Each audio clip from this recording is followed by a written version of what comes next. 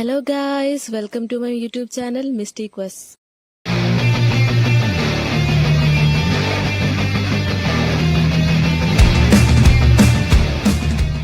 നിങ്ങളെ കണ്ടുകൊണ്ടിരിക്കുന്നത് ഓഫീസിൽ പ്രോജക്റ്റ് ഡിസ്കഷന് വേണ്ടി ഡിസ്കഷൻ റൂമിൽ കയറിയ കുറച്ച് ആൾക്കാരെയാണ്.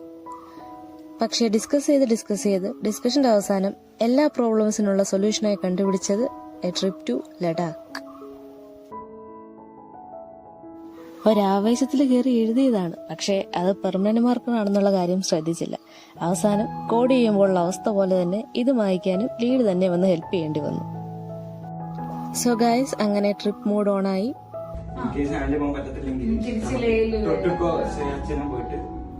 അങ്ങനെ ഒരു മാസത്തെ പ്ലാനിങ്ങിന് ശേഷം സെപ്റ്റംബർ 29 ഏർലി മോർണിംഗ് നമ്മൾ ട്രിപ്പ് സ്റ്റാർട്ട് ചെയ്യാണ്. സോ ലഗേജ് ഒക്കെ പാക്ക് ചെയ്ത് രാവിലെ ഊബറിന് നമ്മൾ ട്രിവാൻഡ്രം ഡൊമസ്റ്റിക് എയർപോർട്ടിലേക്ക് പോയിക്കൊണ്ടിരിക്കുകയാണ്. നല്ല അനുകൂലമായ കാലാവസ്ഥയാണ് ഗൈസ്, അടിപൊളി മഴ. അങ്ങനെ നമ്മൾ എയർപോർട്ടിലെത്തി. ചെക്കിനും സെക്യൂരിറ്റി ചെക്സും ഒക്കെ കഴിഞ്ഞ് അകത്ത് കയറി. നമ്മൾ 8 പേരാണ് പോകുന്നത്. നമ്മളിപ്പോ ബോർഡിംഗ് ഗേറ്റിൽ വെയിറ്റ് ചെയ്യാണ്. 7:30 നമ്മുടെ ഫ്ലൈറ്റ്. സോ അങ്ങനെ നമ്മുടെ ബോർഡിംഗ് അനൗൺസ്മെന്റ് വന്നു. നമ്മൾ ഫ്ലൈറ്റ് കയറാൻ പോവാണ്. എല്ലാരും ഭയങ്കര എക്സൈറ്റഡ് ആണ് ഗൈസ്. ഇതാണ് നമ്മൾ പോകുന്ന ഇൻഡിഗോ ഫ്ലൈറ്റ്. പിന്നെ നമ്മുടെ കണക്റ്റഡ് ഫ്ലൈറ്റ് ആണ്. സോ നമുക്ക് ഹൈദരാബാദിൽ ഒരു സ്റ്റോപ്പ് ഓവർ ഉണ്ട്.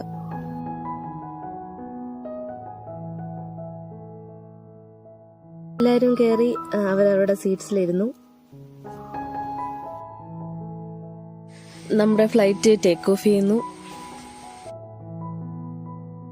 ഈ കാണുന്നത് നമ്മുടെ ശംഖുമുഖം ബീച്ചും അതിന്റെ അടുത്ത സ്ഥലങ്ങളും ഒക്കെയാണെന്ന് തോന്നുന്നു. എന്തായാലും നല്ല അടിപൊളി വ്യൂ ആയിട്ടുണ്ട്. സോ ഏതായാലും കുറച്ച് ദിവസത്തേക്ക് നമ്മൾ ട്രിവാൻഡ്രത്തോട് വിട പറഞ്ഞിരിക്കുകയാണ്. അങ്ങനെ 1.5 മണിക്കൂറിന് ശേഷം നമ്മളിപ്പോ ഹൈദരാബാദ് എത്തിയിരിക്കുകയാണ്. നമ്മൾ 9:05 ആയപ്പോൾ ഹൈദരാബാദ് രാജീവ് ഗാന്ധി ഇന്റർനാഷണൽ എയർപോർട്ടിലെത്തി. ട്രിവാൻഡ്രം ടു ഹൈദരാബാദ് 1.5 മണിക്കൂർ ട്രാവൽ ഉണ്ടായിരുന്നു. ഞങ്ങൾക്കും അവനറിയില്ല. ഞങ്ങളാകെ 4 പേരാണ് വന്നത്. പക്ഷെ ഇവിടുന്ന് കുറെ സ്ട്രേഞ്ചേഴ്സ് കിട്ടി. ഇതേ പോണ് വേറൊരു പുതിയ കപ്പിൾസ് ആണ്. പിന്നെ ഇവൻ കല്യാണം കഴിച്ചതാണ്. സോ അതിനുശേഷം നമ്മൾ എയർപോർട്ട് ലോഞ്ചിൽ കയറി ഫുഡ് കഴിക്കാൻ. കണ്ണിൽ കണ്ട സാധനങ്ങളെല്ലാം വാരിയിട്ടു. പലതിന്റെ പേര് പോലും അറിയില്ല. എന്നാലും നല്ല വിശപ്പുള്ള കാരണം ഒന്നും നോക്കിയില്ല. അങ്ങനെ ബ്രേക്ക്ഫാസ്റ്റിനും ലഞ്ചിനും ഉള്ള സാധനങ്ങൾ ഒരുമിച്ച് അകത്താക്കിയിട്ട് നമ്മൾ അടുത്ത ശ്രീനഗർ ഫ്ലൈറ്റിന് വേണ്ടി വെയിറ്റ് ചെയ്യാണ്. ഈ ട്രിപ്പിന്റെ ഡെസ്റ്റിനേഷനിൽ പോലും എത്തുന്നതിന് മുന്നേ അടുത്ത ട്രിപ്പിനുള്ള കാര്യങ്ങൾ ആലോചിക്കുന്ന ബോയ്സ്.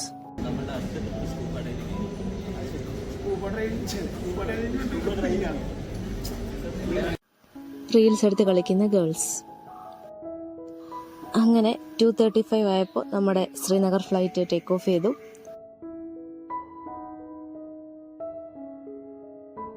അങ്ങനെ ഇപ്പൊ നമുക്ക് താഴേക്ക് നോക്കുമ്പോൾ അറിയാം നമ്മൾ എവിടെ എത്തി. നമ്മൾ കാശ്മീർ എത്തി ഗൈസ്. സോ അങ്ങനെ നമ്മൾ 5:35 ആയപ്പോൾ ശ്രീനഗർ ഇന്റർനാഷണൽ എയർപോർട്ടിലെത്തി. ഹൈദരാബാദ് ടു ശ്രീനഗർ ഒരു 3 അവർ ട്രാവൽ ഉണ്ടായിരുന്നു. അങ്ങനെ ഇവിടെ വന്നിട്ട് ലോഡ് എടുക്കുന്ന തൊഴിലാളികളെ പോലെ സാധനങ്ങൾ എടുത്ത് ഞങ്ങളോട് നിന്നോണ്ടിരിക്കുകയാണ്. എന്താണ് പേര് താങ്കൾക്ക് ശ്രീനഗറിൽ? Hello guys, welcome to Sreeram's YouTube channel. Srinagar എത്തിയിരിക്കുകയാണ്. നമ്മളിപ്പോൾ എയർപോർട്ടിന്റെ പുറത്ത് ടാക്സി വെയിറ്റ് ചെയ്ത് നിൽക്കുകയാണ്. ആ സമയത്ത് കാട്ടിക്കൂട്ടുന്ന ഓരോ ഭ്രാന്താണ് നിങ്ങളിപ്പോൾ കണ്ടുകൊണ്ടിരിക്കുന്നത്.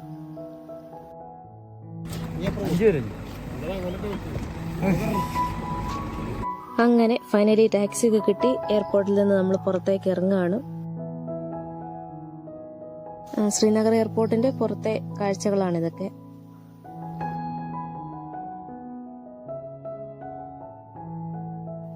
ഇരുട്ടായി തുടങ്ങുന്നു. ചെറിയ രീതിയിൽ തണുപ്പൊക്കെ തോന്നി തുടങ്ങുന്നുണ്ട്. സോ ഗൈസ്, നമ്മളിപ്പോ പൊക്കോണ്ടിരിക്കുന്നത് നമ്മൾ സ്റ്റേ ചെയ്യാൻ ബുക്ക് ചെയ്തിരിക്കുന്ന ഹോട്ടലിലേക്കാണ്. ദാൽ ലേക്കിന്റെ അടുത്തുള്ള അൽ അമീൻ ഹോം സ്റ്റേ ആണ് എടുത്തിരിക്കുന്നത്. അങ്ങനെ നമ്മൾ റൂമിലെത്തി. ഇതാണ് എന്റെ റൂം. റൂമിൽ കൊണ്ട് ബാഗ് വെച്ച പാടെ എല്ലാവരും ഇറങ്ങി ശ്രീനഗർ എക്സ്പ്ലോർ ചെയ്യണമെന്നും പറഞ്ഞുകൊണ്ട് ഒന്ന് റെസ്റ്റ് പോലും എടുക്കാതെ. സോ അങ്ങനെ എല്ലാവരും ദാൽ ലേക്കിന്റെ ഒരു സൈഡും പിടിച്ച് നടപ്പാണ്. നമുക്ക് എവിടെയാണ് എത്തിപ്പെടേണ്ടതെന്ന് വെച്ചാൽ നമുക്ക് ദാൽ ലേക്കിന്റെ ഹൗസ് ബോട്ട്സും ഡാൻസിങ് ഫൗണ്ടൻസും ഒക്കെ ഉള്ള അവിടെ കാണാനാണ് നമ്മൾ പോകുന്നത്. പക്ഷെ നടന്നിട്ടും ഒരിടത്തും എത്തുന്നില്ല എന്ന് മനസ്സിലായപ്പോൾ അതിലെ വന്ന ഒരു ഡബിൾ ഡെക്കർ ബസ്സിൽ ചാടിക്കയറി. അതിലെ ചേട്ടൻ നമ്മളെ ദാൽ ലേക്ക് ചുറ്റി കാണിക്കാമെന്ന് പറഞ്ഞ് ഒരാൾക്കൊരു 100 രൂപ വെച്ച് വാങ്ങിക്കുകയും ചെയ്തു. സോ ഗൈസ്, ഈ കാണുന്നതാണ് ദാൽ ലേക്കിലെ ഹൗസ് ബോട്ട്സ്. എല്ലാം നല്ല well decorated luxury house boats ആണ്. അതിന്റെ കൂടെ തന്നെ ഷിക്കാര എന്ന് വിളിക്കുന്ന ചെറിയ ബോട്ട്സും കാണാം. അത് ചെറിയ ചെറിയ റൈഡ്സിന് വേണ്ടി യൂസ് ചെയ്യാൻ വേണ്ടി.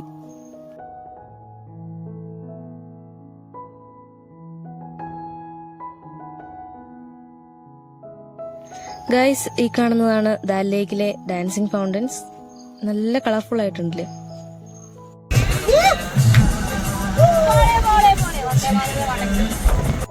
നല്ല രീതിയിൽ തണുപ്പ് കൂടിയിട്ടുണ്ട് ഗൈസ്. ഒരു ഹുഡി പോലും എടുക്കാതെ ഇറങ്ങിയതാണ്. അതിന് നല്ലപോലെ അറിയാനും ഉണ്ട്. സോ അങ്ങനെ ബസ് റൈഡിനൊക്കെ ശേഷം നമ്മളൊരു ദാബേലി കയറി ടീ ഓർഡർ ചെയ്തു. പക്ഷെ നമുക്ക് അവർ കൊണ്ടു തന്നത് ഖാസ് എന്നൊരു ടീ ആണ്.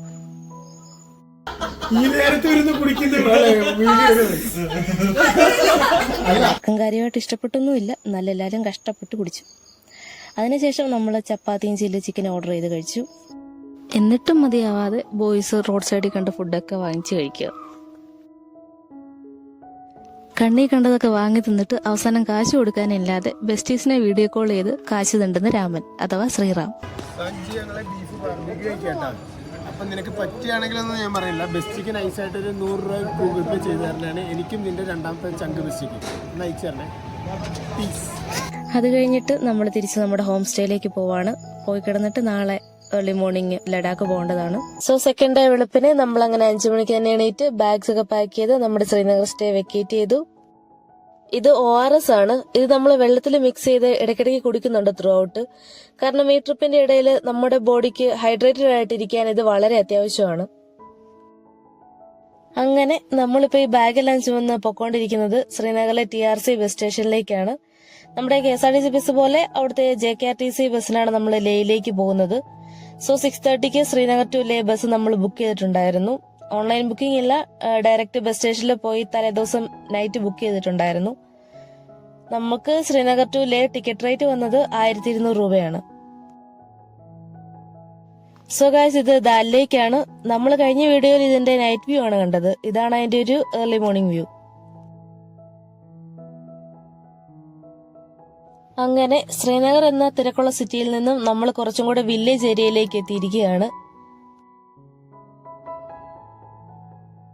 കുറെ പാടങ്ങളും കൃഷിസ്ഥലങ്ങളും ഒക്കെ കാണാൻ സാധിക്കുന്നുണ്ട്. നമ്മുടെ അഞ്ജിതയും മേരിയും പുറത്തെ കാഴ്ചകളിൽ മുഴുകിയിരിക്കുകയാണ്. അതിന്റെ ഇടയിൽ ക്യാമറയിൽ നോക്കി വെറുതെ ആറ്റിറ്റ്യൂഡ് ഇട്ടിട്ട് തല പോയി കമ്പിലടിച്ച ഹാരിഷ്.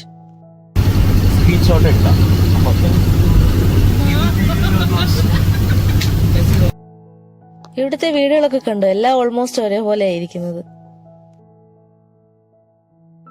നമ്മൾ പോകുന്ന വഴിക്കെല്ലാം ഇതുപോലെ ഒരുപാട് ആർമി ട്രക്സും ആർമിക്കാരെയൊക്കെ കാണാൻ കഴിയുന്നുണ്ട്. അറിയാലോ, ബോർഡറാണ്.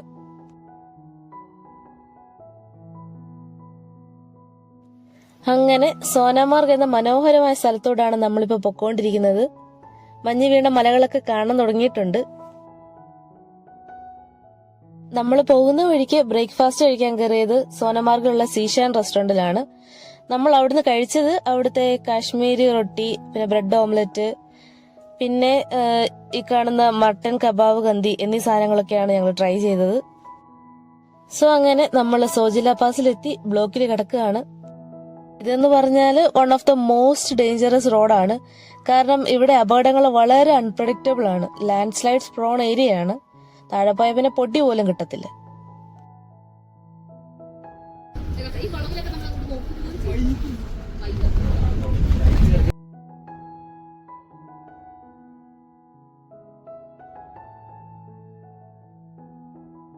ലേ വരെ നമ്മുടെ കൂടെ ഈ പുള്ളിക്കാരനും ഉണ്ടായിരുന്നു. വിയറ്റ്നാംകാരനാണ്, ഒരു വേൾഡ് ട്രാവലർ ആണ്. ഇപ്പൊ നമ്മളെ പോലെ കാശ്മീരൊക്കെ കാണാൻ ഇറങ്ങിയിരിക്കുകയാണ്.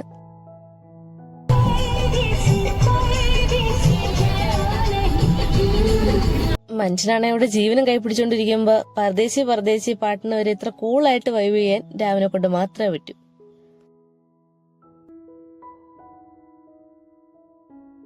ഗൈസ് ഇനി കുറച്ച് നോളജ് ആവാം.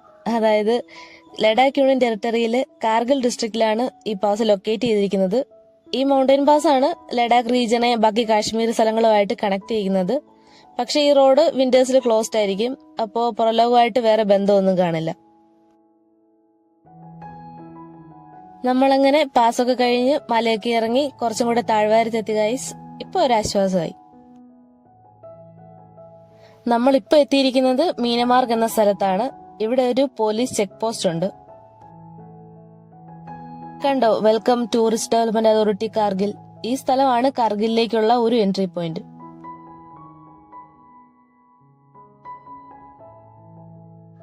സോ അങ്ങനെ ചെക്ക് പോസ്റ്റിലെ പ്രൊസീജിയേഴ്സ് ഒക്കെ കഴിഞ്ഞിട്ട് നമ്മളിപ്പോ എത്താൻ പോകുന്ന സ്ഥലം ഏതാന്ന് വെച്ചാൽ മതായൻ എന്ന് പറയുന്ന ഒരു കുഞ്ഞു വില്ലേജ് ആണ്. കണ്ടില്ലേ, മലയടിവാരത്തുള്ള ഈ വില്ലേജ് കാണാൻ തന്നെ നല്ല രസമുണ്ട്. ഈ സ്ഥലത്തിന്റെ പ്രത്യേകത എന്താന്ന് വെച്ചാൽ ഈ ലഡാക്ക് യൂണിയൻ ടെറിട്ടറിയിൽ കാശ്മീരി സംസാരിക്കുന്ന കാശ്മീരി ആൾക്കാർ താമസിക്കുന്ന ആകപ്പാടെയുള്ള സ്ഥലമാണ്. ലഡാക്കില് ബാക്കി ടിബറ്റനും ലഡാക്കി ലാംഗ്വേജും ഒക്കെ അല്ലേ സംസാരിക്കുന്നത്.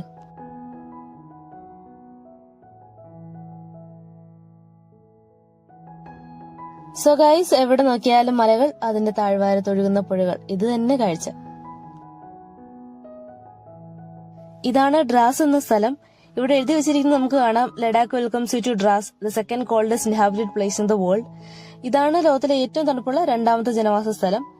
ഈ സ്ഥലം ലൊക്കേറ്റ് ചെയ്തിരിക്കുന്നത് 3300 മീറ്റർ ഓൾട്ടിറ്റ്യൂഡിലാണ്. അതുകൊണ്ട് തന്നെ വിന്റേഴ്സിൽ -30°C വരെ ടെമ്പറേച്ചർ ഡ്രോപ്പ് ആവാറുണ്ടെന്നാണ് പറയുന്നത്. ഡ്രാസിൽ നിന്നാണ് നമ്മൾ ലഞ്ച് കഴിച്ചത്. അതിനുശേഷം വീണ്ടും നമ്മൾ നമ്മുടെ യാത്ര തുടരുവാണ്. ഗൈസ്, നിങ്ങളിത് കണ്ടോ, ഒരുത്തൻ കൈയും തലയൊക്കെ പുറത്തിട്ടോണ്ടിരിക്കുന്നത്. എത്ര പറഞ്ഞാലും വിലം കേൾക്കത്തില്ല. എന്റെ തല അതുവഴി ഓപ്പോസിറ്റ് പാസ് ചെയ്ത് ആർമി ട്രക്കിലൊന്നും ഇരിക്കാഞ്ഞത് ഭാഗ്യം.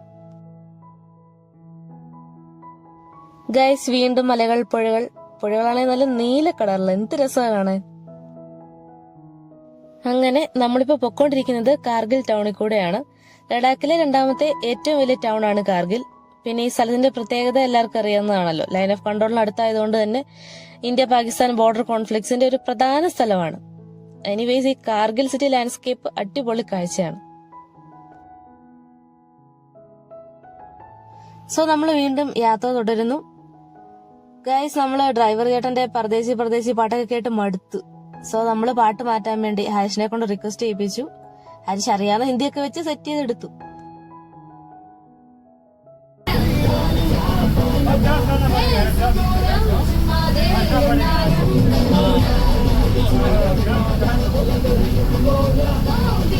ചേട്ടൻ എന്തൊക്കെയോ കാര്യമായിട്ട് ഹരീഷിനോട് സംസാരിക്കുന്നുണ്ട്.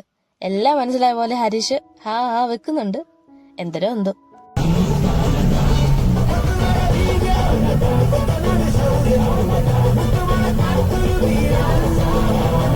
പാട്ട് മാറ്റിയതോടെ ചുരുണ്ടുകൂടിയിരുന്ന എല്ലാരും ഫോമായി, എസ്പെഷ്യലി ശരണ്യ.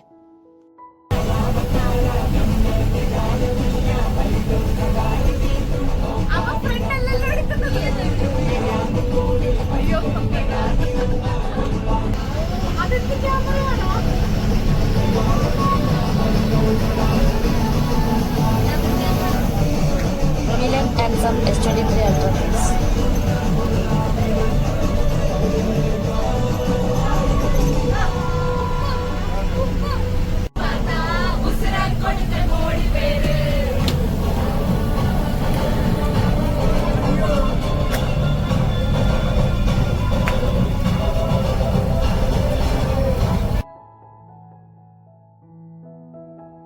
വീണ്ടും ഗൈസ്, പുല്ലുപോലെ മുളയ്ക്കാത്ത മലകൾ, പുഴകൾ, മലയുടെ അടിവാരത്തായിട്ട് അവിടെ ജനിത്തറി കിടക്കുന്ന വീടുകൾ.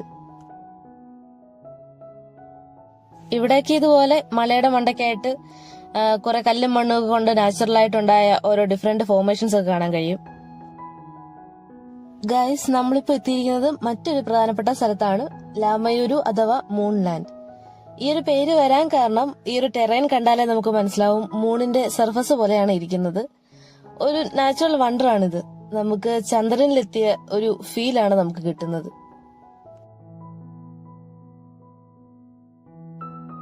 കണ്ടില്ലേ, ഒരു പുല്ല് പോലും മുളയ്ക്കത്തില്ല. കുറഞ്ഞത് ഒരു 100 വീടെങ്ങാണ്ട് ഈ റീജിയനിലുള്ളൂ. ഇവിടുത്തെ പ്രധാന ടൂറിസ്റ്റ് അട്രാക്ഷൻ എന്താന്ന് വെച്ചാല് ലഡാക്ക് ടെറിട്ടറിയിലെ തന്നെ ഓൾഡസ്റ്റ് ബുദ്ധിസ്റ്റ് മൊണാസ്ട്രി ഇവിടെയാണ് ലൊക്കേറ്റ് ചെയ്യുന്നത്. പിന്നെയുള്ള അട്രാക്ഷൻ ഈ ലൂണാർ ലാൻഡ്സ്കേപ്പും. നേരം സന്ധ്യയെ തുടങ്ങിയിട്ടുണ്ട്. ഇനി ഒരു ലെസൺ 3 hours നമ്മൾ നമ്മുടെ ഡെസ്റ്റിനേഷനായ ലേയിലെത്തും. സോ ഫൈനലി നമ്മൾ ലേയിലെത്തി. ഇവിടെയുള്ള കേരള ഹൗസ് എന്ന മലയാളികൾ നടത്തുന്ന ഹോം സ്റ്റേയിലാണ് നമ്മൾ സ്റ്റേ ചെയ്യുന്നത്. ഇവിടേക്ക് ഒരു 12 മണിക്കൂറോളം എടുത്ത് നമുക്ക് എത്താനായിട്ട് ശ്രീനഗറിൽ നിന്ന്. എല്ലാവരും ബാഗ്സ് ഒക്കെ ഇറക്കി വെച്ച് സെറ്റിലായിട്ട് ഇവരിവിടെ സെറ്റ് ചെയ്യുന്ന ഡിന്നറൊക്കെ കഴിച്ചു. അത് കഴിഞ്ഞിട്ട് അക്ഷയ് മേരിയനെ ബോക്സിംഗ് പഠിപ്പിക്കാനായിട്ട് ഇറങ്ങി.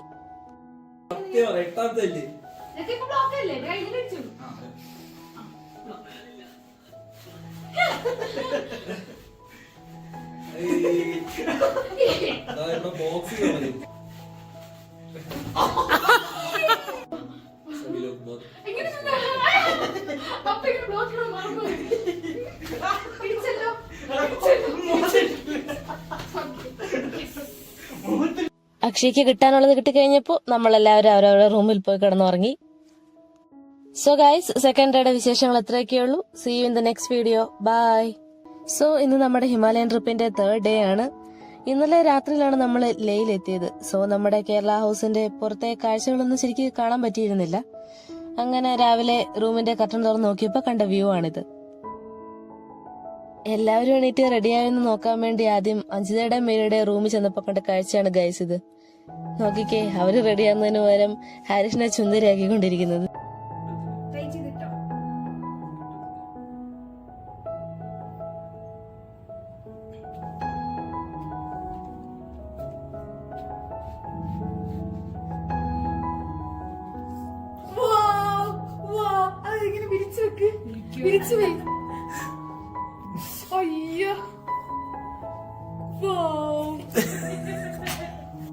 നമ്മുടെ ബൈക്സ് ഒക്കെ വന്നു. നമ്മുടെ ഹോം സ്റ്റേക്കാർ തന്നെയാണ് നമുക്ക് വണ്ടിയും അറേഞ്ച് ചെയ്ത് തന്നത്. ഇനി ഒരു 2-3 ദിവസം നമ്മുടെ ട്രിപ്പ് മൊത്തം ഇതിലായിരിക്കും. സോ ഇന്ന് നമുക്ക് റെസ്റ്റിംഗ് ഡേ ആണ്. കാരണം ലാസ്റ്റ് 2 ദിവസങ്ങളായിട്ട് നമ്മൾ ട്രാവലിംഗ് ആയിരുന്നു. നാളെയും പിന്നെയും ട്രാവൽ കണ്ടിന്യൂ ചെയ്യണം. അത് തന്നെയല്ല, ഇവിടെ ഓക്സിജന്റെ കുറവാണ്. ഇനി അങ്ങോട്ട് പോകുന്ന സ്ഥലങ്ങളിലും അതുപോലൊക്കെ തന്നെ. സോ അതുമായിട്ട് അഡാപ്റ്റ് ആവുകയും ചെയ്യണം. സോ ഇന്ന് അതുകൊണ്ട് നമ്മൾ അധികം സ്ഥലങ്ങളിലൊന്നും പോകുന്നില്ല. ഇന്ന് ലേ ഫുള്ളൊന്ന് എക്സ്പ്ലോർ ചെയ്യും, അത്രേ ഉള്ളൂ. നമ്മളിന്ന് മെയിൻ ആയിട്ട് പോകുന്നത് ലേ മാർക്കറ്റ്, പിന്നെ ലേയിലുള്ള ശാന്തി സ്തൂപ എന്നീ സ്ഥലങ്ങളിലൊക്കെയാണ്. സോ ഇപ്പൊ നമ്മൾ പൊക്കോണ്ടിരിക്കുന്നത് ലേ മാർക്കറ്റിലോട്ടാണ്. ഇന്നലെ ട്രാവൽ ചെയ്ത് ഈ മലയായ മലയൊക്കെ കയറിയതിന്റെ ഓരോ സിക്നസ് എല്ലാവർക്കും ഉണ്ടായിരുന്നു. പക്ഷെ അതൊന്നും നമ്മൾ കാര്യമാക്കുന്നില്ല. നമ്മള് ലേ മാർക്കറ്റിലെത്തി. ഇവിടെ തന്നെയുള്ള ആക്കാമ റെസ്റ്റോറന്റിലാണ് നമ്മുടെ ഹോം സ്റ്റേക്കാര് ബ്രേക്ക്ഫാസ്റ്റ് പറഞ്ഞു വെച്ചിരുന്നത്. നിങ്ങൾക്ക് കാണാൻ കഴിയും, ടിബറ്റൻ സ്പെഷ്യൽസ് ഒക്കെ കൂടിയ നല്ല വിഭവസമൃദ്ധമായ ബ്രേക്ക്ഫാസ്റ്റ് ആയിരുന്നു നമുക്ക് വേണ്ടി അവർ ഉണ്ടാക്കി വെച്ചിരുന്നത്. അങ്ങനെ ഫുഡൊക്കെ കഴിച്ചു കഴിഞ്ഞ് നമ്മൾ മാർക്കറ്റ് ഒന്ന് ചുറ്റിക്കറങ്ങാന്ന് വിചാരിച്ചു. ഈ മാർക്കറ്റിലേക്ക് നോക്കിയാൽ തന്നെ നമുക്ക് മനസ്സിലാവും, നല്ല വൃത്തിക്കാണ് മെയിൻറ്റെയിൻ ചെയ്തു പോകുന്നത്. പിന്നെ ഇതിന്റെ അകത്തേക്ക് വണ്ടികളൊന്നും തന്നെ കയറ്റാൻ സമ്മതിക്കില്ല. പിന്നെ ഇവിടെ നമുക്ക് ഇടയ്ക്ക് റെസ്റ്റ് എടുക്കാൻ വേണ്ടി ഇതുപോലെ ബെഞ്ചസ് ഒക്കെ ഇട്ടിട്ടുണ്ട്. ഏറ്റവും മുകളിൽ നോക്കിയാല് ലേ പാലസ് ആണ് ആ മലയിൽ കാണുന്നത്. അതിന്റെ താഴെ നമുക്ക് മാർക്കറ്റില് 17th സെഞ്ചുറിയിൽ ബിൽഡ് ചെയ്ത ലേ ജുമാ മസ്ജിദ് കാണാൻ കഴിയും. ഈ മാർക്കറ്റിന്റെ പോപ്പുലാരിറ്റിയുടെ കാരണം ഇവിടെ കിട്ടുന്ന ഹാൻഡിക്രാഫ്റ്റ്സ്, എസ്പെഷ്യലി ടിബറ്റൻ ഹാൻഡിക്രാഫ്റ്റ്സ്, പിന്നെ വോളൻ പഷ്മീന ഷോൾസ്, പിന്നെ ലഡാക്കി ടിബറ്റൻ ഫുഡ്സ് ഇതിന്റെയൊക്കെ പേരിലാണ്.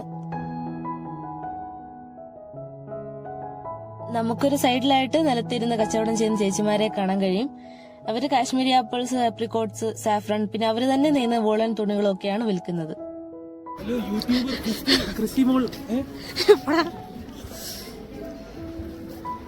പിന്നെ നമ്മള് ലേ മാർക്കറ്റിൽ തന്നെയുള്ള ബുദ്ധിസ്റ്റ് ടെമ്പിളായ ചോഹാങ് വിഹാര ടെമ്പിൾ വിസിറ്റ് ചെയ്തു.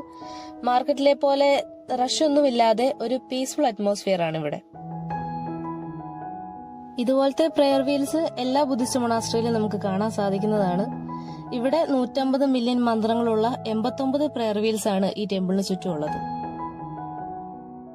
അതിനുശേഷം ടെമ്പിളിന്റെ അടുത്ത് തന്നെയുള്ള ബോധിസത്വ ജർമ്മൻ ബേക്കറി ആൻഡ് റെസ്റ്റോറന്റിൽ കയറി നമ്മള് ചീസ് കേക്കും ആപ്പിൾ പൈയും ഒക്കെ ട്രൈ ചെയ്ത് നോക്കി. പിന്നെ നമ്മൾ കുറച്ചു നേരം റെസ്റ്റ് എടുത്തു. കാരണം കുറച്ച് നടക്കുമ്പോൾ തന്നെ കിതയ്ക്കാനായിട്ട് തുടങ്ങും, ഓക്സിജൻ ഡെഫിഷ്യൻസി കാരണം. അത് കഴിഞ്ഞ് നമ്മൾ ലേ മാർക്കറ്റിൽ നിന്ന് തിരിച്ചിറങ്ങി.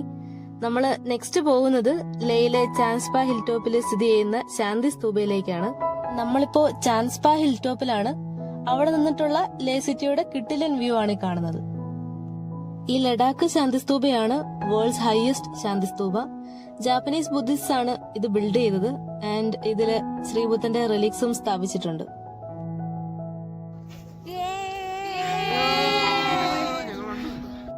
ഫോട്ടോസ് ഒക്കെ എടുത്തിട്ട് നമ്മൾ തിരിച്ച് റൂമിലോട്ട് പോവാണ്. ഈ ശാന്തിസ്തൂപ ലേയിലെ ഒരു പ്രധാന ടൂറിസ്റ്റ് ഡെസ്റ്റിനേഷൻ ആണ്. സ്പിരിച്വാലിറ്റി എന്നുള്ള കാര്യത്തിനുപരി ശാന്തിസ്തൂപയിൽ നിന്നുള്ള നൈറ്റ് വ്യൂ ആണ് ഈ ടൂറിസ്റ്റ് അട്രാക്ഷന്റെ മെയിൻ കാരണം. നമ്മൾ തിരിച്ച് ഹോം സ്റ്റേയിൽ ചെന്നിട്ട് ഫുഡൊക്കെ കഴിച്ച് കുറച്ചു നേരം ടി വി ഒക്കെ കണ്ടു. ഇത് കണ്ടോ ഗൈസ്, പ്രിൻസസ് ലേയുടെ ഹെയർ സ്റ്റൈലൊക്കെ വെച്ചിട്ടാണ് അഞ്ജിത സ്റ്റാർ വാർസ് കാണുന്നത്. എന്താ ആത്മാർത്ഥത. സോ ഗൈസ്, ഇത് നമ്മുടെ ഹിമാലയൻ ട്രിപ്പിന്റെ 4ാമത്തെ ദിവസമാണ്. അങ്ങനെ രാവിലെ തന്നെ നമ്മൾ സ്റ്റേ ചെയ്തിരുന്ന ലേയിലെ കേരള ഹൗസിൽ നിന്ന് ബ്രേക്ക്ഫാസ്റ്റ് ഒക്കെ കഴിച്ചിട്ട് ഇറങ്ങി.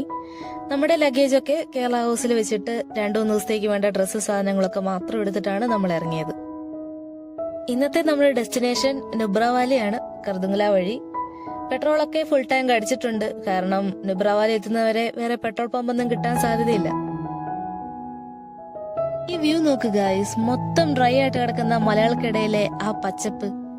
മൗണ്ടൻ വാലീസിലൊക്കെ എവിടെയെങ്കിലും പച്ചപ്പുണ്ടെങ്കിൽ അവിടെ ഒരു വില്ലേജോ സിറ്റിയോ ആയിട്ട് മാറിയിരിക്കും. നമുക്ക് എത്ര സ്പീഡിൽ ഓൾട്ടിറ്റ്യൂഡ് കൂടുന്നോ അത്രയും സ്പീഡിൽ തന്നെ കിട്ടിലൻ വ്യൂസും കിട്ടുന്നുണ്ട്.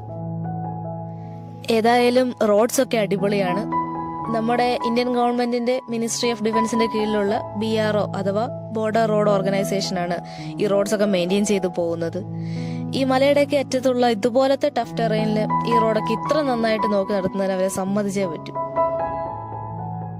എന്നാലും ഇതുപോലെ ഇടയ്ക്ക് മണ്ണിടിഞ്ഞ് വീണ് റോഡൊക്കെ നാശമായിട്ട് കിടക്കുന്നത് കാണാം. എങ്കിലും അവരതൊക്കെ പെട്ടെന്ന് ക്ലിയർ ചെയ്ത് ട്രാവലേഴ്സിന് സുഖമായിട്ട് പോകാനുള്ള അറേഞ്ച്മെന്റ്സ് ചെയ്യും. ലാൻഡ് സ്ലൈഡ്സ് എന്തായാലും ഈ ഏരിയസിൽ മിക്കവാറും ഉണ്ടാകുന്ന കാര്യമാണ്.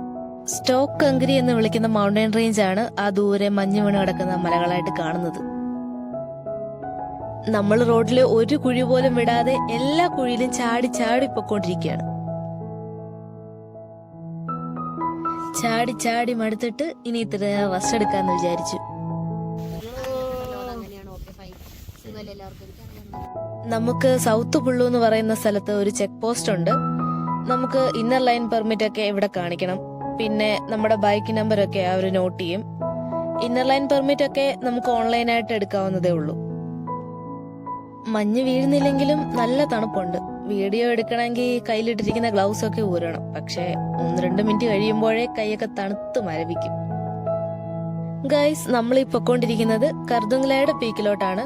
കർദുങ്ല ഒരു മൗണ്ടൻ പാസ് ആണ്. അതിന്റെ സ്പെഷ്യാലിറ്റി എന്താന്ന് വെച്ചാല് കർദുങ്ല വേൾഡ്സ് ഹയസ്റ്റ് മോട്ടറബിൾ റോഡ് ആയിരുന്നു 2017 വരെ. പക്ഷെ അപ്പോ ഉമിങ്ല പാസ് ഓപ്പൺ ആയപ്പോ കർദുങ്ല ലോകത്തിലെ വെച്ച് 2nd ഹയസ്റ്റ് മോട്ടറബിൾ പാസ് ആയി. നമ്മളങ്ങനെ കർദുങ്ലയിൽ എത്തുന്നു. ഫുൾ പ്രയർ ഫ്ലാഗ്സ് ആണ് എല്ലായിടത്തും. BRO welcomes you to the top of the world mighty Khardungla എന്നൊക്കെ ഇവിടെ എഴുതി വെച്ചിട്ടുണ്ട് ഫോട്ടോ പോയിന്റിൽ. ഇവിടെ നിൽക്കുമ്പോൾ നമുക്ക് ബ്രീത്ത് ചെയ്യാനൊക്കെ നല്ല പാടാണ്. ഓൾമോസ്റ്റ് 5300 മീറ്റർ എലവേഷൻ ഉള്ളതുകൊണ്ട് തന്നെ ഇവിടെ നല്ല ഓക്സിജൻ ഡെഫിഷ്യൻസിയും ഉണ്ട്. ഫോട്ടോസ് ഒക്കെ എടുത്തിട്ട് നമ്മൾ അടുത്ത ഡെസ്റ്റിനേഷനിലേക്ക് പോവാണ്. നോക്കുക ഗൈസ്, ഉപ്പ് വിതറി ഇട്ടേക്കുന്ന പോലെ മഞ്ഞ് കിടക്കുന്നതൊക്കെ കാണാൻ തുടങ്ങിയിട്ടുണ്ട്. നമുക്ക് കർദുങ്ലയിൽ ഒരുപാട് നേരമൊന്നും നിൽക്കാൻ പറ്റില്ല. ഓൾട്ടിറ്റ്യൂഡ് സിക്നസ് ഒക്കെ വരാൻ ചാൻസ് ഉണ്ട്. ഓൾറെഡി നമ്മുടെ കൂടെ ഉള്ളവർക്ക് ചെറിയ തലകറക്കമൊക്കെ വന്നു.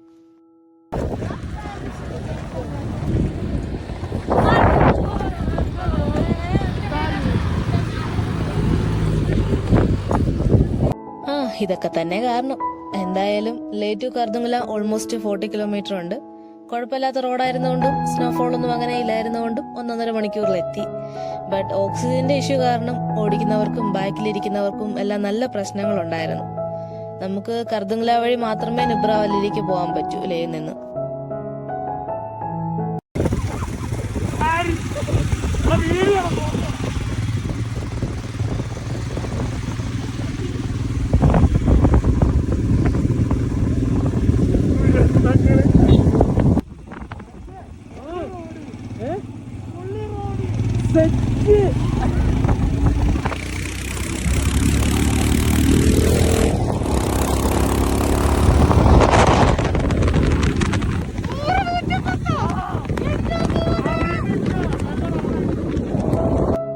നമ്മളിപ്പോ ഈ പൊക്കോണ്ടിരിക്കുന്നത് നോർത്ത് പുള്ളു എന്ന സ്ഥലത്തൂടെയാണ്. ഇവിടെയും കാഴ്ചകളൊക്കെ ഉണ്ട്, മെഡോസും വെറ്റ്ലാൻഡ്സും അങ്ങനെ നല്ല കാഴ്ചകളൊക്കെ ഉണ്ട്. ബട്ട് നമ്മൾ ഇവിടെ എങ്ങും നിർത്തുന്നില്ല, കാരണം നമ്മൾ കർദുങ് വില്ലേജിലേക്കാണ് ഈ വെച്ച് പിടിക്കുന്നത്. അവിടെ ചെന്നിട്ട് വേണം ലഞ്ച് വല്ലതും കഴിക്കാൻ. നമ്മളങ്ങനെ കർദുങ് വില്ലേജിലെത്തി. അവിടെയുള്ള വാങ്ചോക്ക് റെസ്റ്റോറന്റിൽ കയറിയാണ് കഴിച്ചത്. ചായയും മാഗി വെറൈറ്റീസും ഒക്കെ മാത്രമേ നമ്മൾ കഴിച്ചുള്ളൂ ലഞ്ചായിട്ട്. കാരണം ഒന്നാമത്തെ ദിവസം മുഴുവൻ ട്രാവലാണ്, വേറൊന്നും വിശ്വസിച്ച് കഴിക്കാനും പറ്റില്ല. പിന്നെ രണ്ടാമത് ബഡ്ജറ്റ് ഫ്രണ്ട്ലി ആണല്ലോ.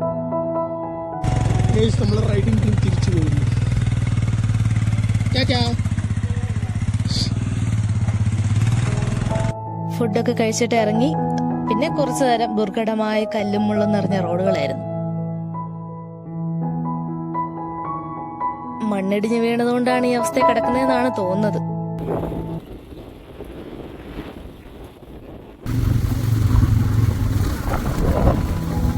നല്ല റോഡൊക്കെ ആയി. റോഡിലധികം ട്രാഫിക് ഒന്നുമില്ല ഭാഗ്യത്തിന്, അതുകൊണ്ട് എത്ര സ്പീഡിൽ വേണമെങ്കിലും പോകാം. പക്ഷെ ഇവിടെ എന്തെങ്കിലുമൊക്കെ കംപ്ലൈന്റ് പറ്റി പെട്ടുപോയാൽ പിന്നെ പെട്ടതാണ്. കാരണം നമ്മുടെ സിമ്മിനൊന്നും റേഞ്ചും ഇല്ല. നമ്മൾ അന്വേഷിച്ചിട്ട് നാട്ടിൽ നിന്ന് സിമ്മ് മാറി വേറെ എയർടെൽ സിമ്മൊക്കെ എടുത്തിട്ടാണ് പോയത്. എന്നാലും ഇടയ്ക്കിടയ്ക്ക് വെച്ച് പല സ്ഥലങ്ങളിലും റേഞ്ച് കട്ടാവുന്നുണ്ട്. പിന്നെ അധികം വണ്ടികളും ഓപ്പോസിറ്റ് ഒന്നും വരുന്നില്ല. വന്നാലും ബൈക്കേഴ്സ് ഒക്കെ വരുന്നുള്ളൂ. അതുകൊണ്ട് അത്യാവശ്യമുള്ള പ്രിക്കോഷനൊക്കെ എങ്ങനെയാലും സെറ്റ് ചെയ്തിട്ട് വേണം പോവാൻ. നമ്മള് ഒരു വ്യൂ പോയിന്റ് കണ്ടപ്പോ അവിടെ നിർത്തി.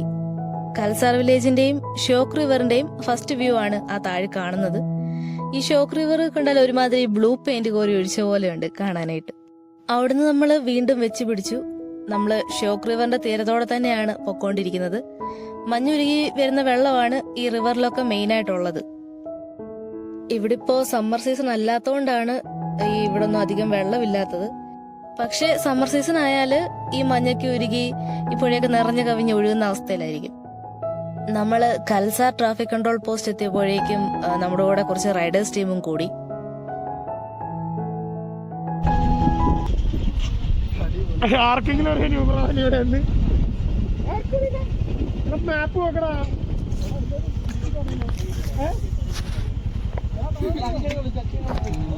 ഇത് നുബ്രവാലി തന്നെയാണ്, കൽസാർ എന്ന സ്ഥലം.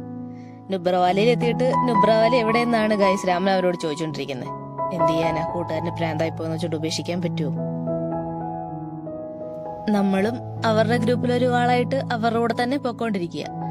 അതുകൊണ്ട് നല്ല വൈബായിട്ടുണ്ട്.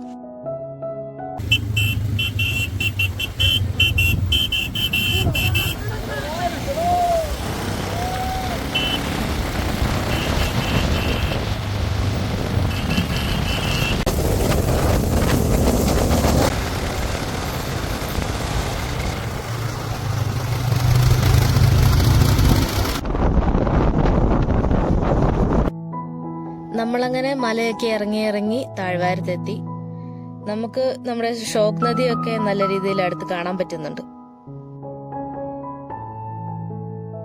ഗൈസ്, കണ്ണെത്താ ദൂരത്തോളം നീണ്ടു കിടക്കുന്ന നല്ല സ്ട്രെയിറ്റ് റോഡ്. ഇതുപോലത്തെ കാഴ്ചകൾ ഇവിടുത്തെ വാലീസിലൊക്കെ മാത്രമേ കാണാൻ സാധിക്കൂ എന്നാണ് തോന്നുന്നത്.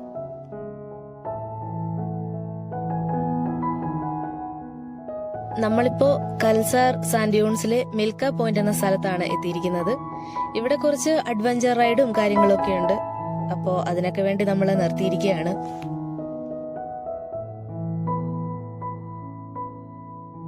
നമ്മള് ATV റൈഡിന് പോവാൻ തീരുമാനിച്ചു. ATV എന്നാൽ അറിയാലോ, ഓൾ ടെറൈൻ വെഹിക്കിൾ.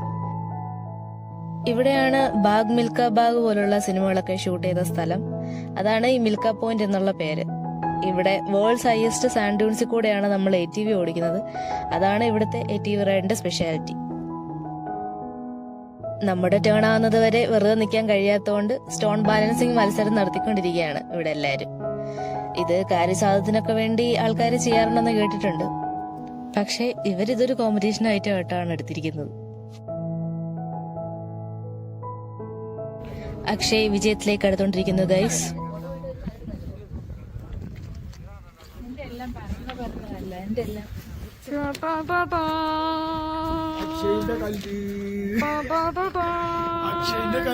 അക്ഷയുടെ കഴിവ് കണ്ടോ?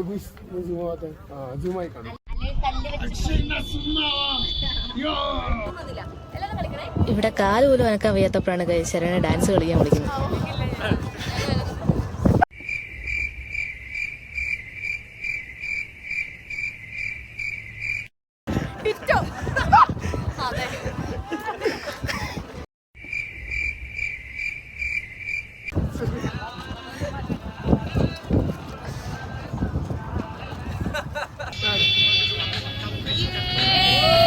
പൊക്കട പുല്ലേ.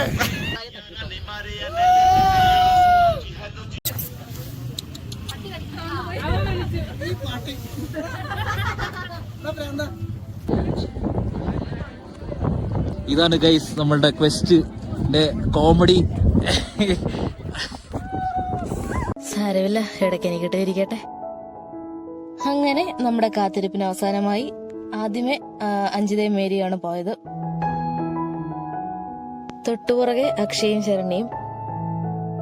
അത് കഴിഞ്ഞ് ഞാനും മിലനും കൂടെ പോയി. ഹാരിഷും രാമനും മാത്രം റൈഡിന് പോയില്ല. ഇത്ര നേരം ബൈക്ക് ഓടിച്ച് മടുത്തിട്ടാവും. അതോ പേടിയാണോ? അതാവില്ല. ഒരു ATV റൈഡിന് 1200 രൂപ വെച്ചിട്ടാണ് ടിക്കറ്റ് റേറ്റ് വന്നത്. നമ്മുടെ കൂടെ ഹെൽപ്പ് ചെയ്യാനായിട്ട് ഒരു ഓപ്പറേറ്റർ കൂടെ കാണും. ഇതിൽ 2 പേർക്ക് കയറാം, ഓപ്പറേറ്റർ കൂടാതെ. അപ്പോൾ ഒരാൾക്ക് 600 രൂപ വെച്ചിട്ടാവും. പകുതി സമയം ഒരാൾ ഓടിച്ചിട്ട് ബാക്കി പകുതി സമയം വേറൊരാൾ ഓടിച്ചൊക്കെ അത് മുതലാക്കാം. ഇവിടേക്കൊക്കെ വരുന്നുണ്ടെങ്കിൽ ഈ റൈഡ് ഒരു മസ്റ്റ് ട്രൈ ആണ്. ഒരു വെറൈറ്റി എക്സ്പീരിയൻസ് ആയിരിക്കും.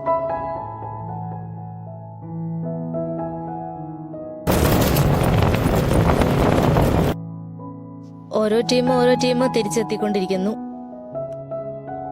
പൊടിക്കാറ്റടിക്കുന്ന കാരണം മര്യാദയ്ക്ക് കാണാൻ പോലും പറ്റുന്നില്ല.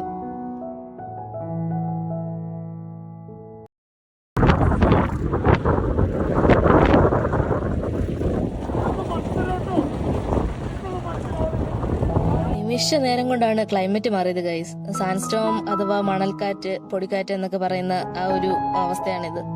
ഇത് ഏരിയാസിൽ മിക്കപ്പോഴും സംഭവിക്കുന്നതാണ്. ശരണ്യ ഈ പൊടിക്കാറ്റിന്റെ എഫക്റ്റും കൂടെ ആയപ്പോഴത്തേനും പുതുമഴയായി വന്നു നീ പാടിക്കൊണ്ട് ഇറങ്ങി നടക്കുന്നുണ്ട്. പിന്നെ കുറച്ചു നേരം ഈ സാൻഡ്സ്റ്റോം ഒക്കെ ഒന്ന് കുറയട്ടെ എന്ന് വിചാരിച്ചുകൊണ്ട് അവിടെ തന്നെയുള്ള കഫേയുടെ അകത്ത് കയറി നിന്നു. സാൻഡ്സ്റ്റോം കുറയുന്ന ലക്ഷണമൊന്നുമില്ല. ഇനി അവിടെ നിന്നാലും സീനാവെന്ന് മനസ്സിലായപ്പോ നമ്മൾ അടുത്ത ഡെസ്റ്റിനേഷൻ പിടിക്കാന്ന് വിചാരിച്ചു.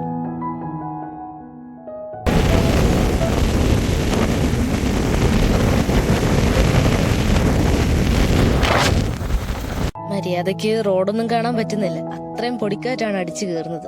കണ്ണിലും മൂക്കിലും വായിലും എല്ലാം മണലടിച്ച് കയറുവാണ്.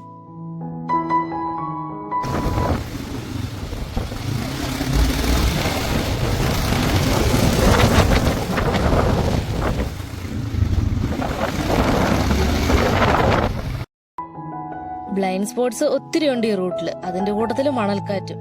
ആഹാ, നല്ല കോമ്പിനേഷൻ. എപ്പ കുഴി വേണമെന്ന് ചോദിച്ചാൽ മതി.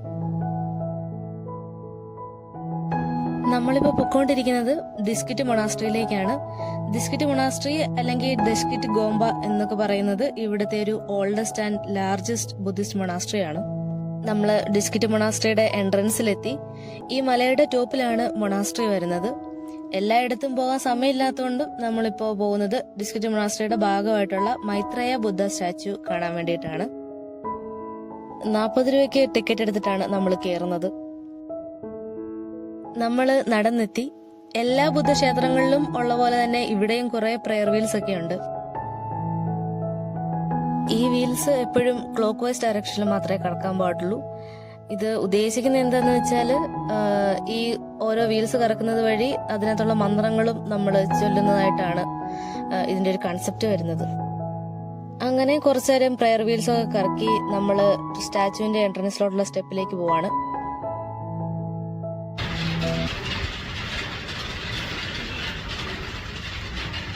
ഇതാണ് മൈത്രേയ ബുദ്ധ സ്റ്റാച്യു.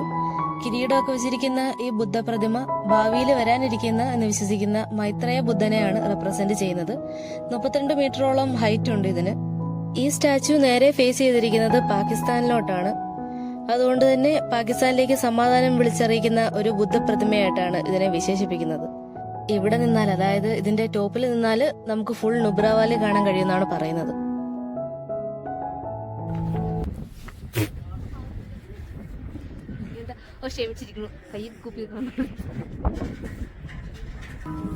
നമ്മൾ തിരിച്ചിറങ്ങി. ആ തൊട്ടടുത്ത മലയിൽ കാണുന്നതാണ് ഡിസ്കിറ്റ് മൊണാസ്ട്രി. 14th സെഞ്ചുറിയിൽ നിർമ്മിച്ചതാണത്. ആ മൊണാസ്ട്രിയുടെ ഭാഗമാണ് ഈ മൈത്രേയ ബുദ്ധ പ്രതിമയൊക്കെ. നമുക്ക് ശ്രദ്ധിച്ചാൽ അറിയാം, ആ മലയുടെ ലാൻഡ്സ്കേപ്പിന് ഒരു കുഴപ്പം വരാത്ത പോലെയാണ് തട്ടുതട്ടായിട്ട് ബിൽഡ് ചെയ്ത് വെച്ചിരിക്കുന്നത്.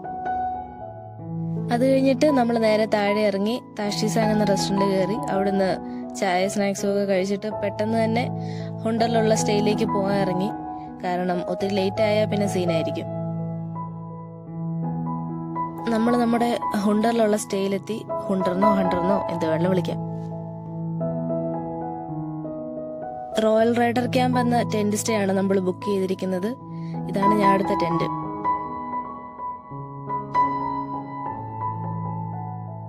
ശരണ്യ നേരത്തെ തന്നെ വന്ന് സ്ഥലം പിടിച്ചിട്ടുണ്ട്. ഈ തണുപ്പത്ത് ഈ ടെന്റിൽ എങ്ങനെ കിടന്നുറങ്ങുന്ന വെച്ചാല് ബെഡിലൊരു ഹീറ്റർ പോലെ ഉണ്ട്, അത്രേ ഉള്ളൂ. ബാക്കി സഹിക്കണം.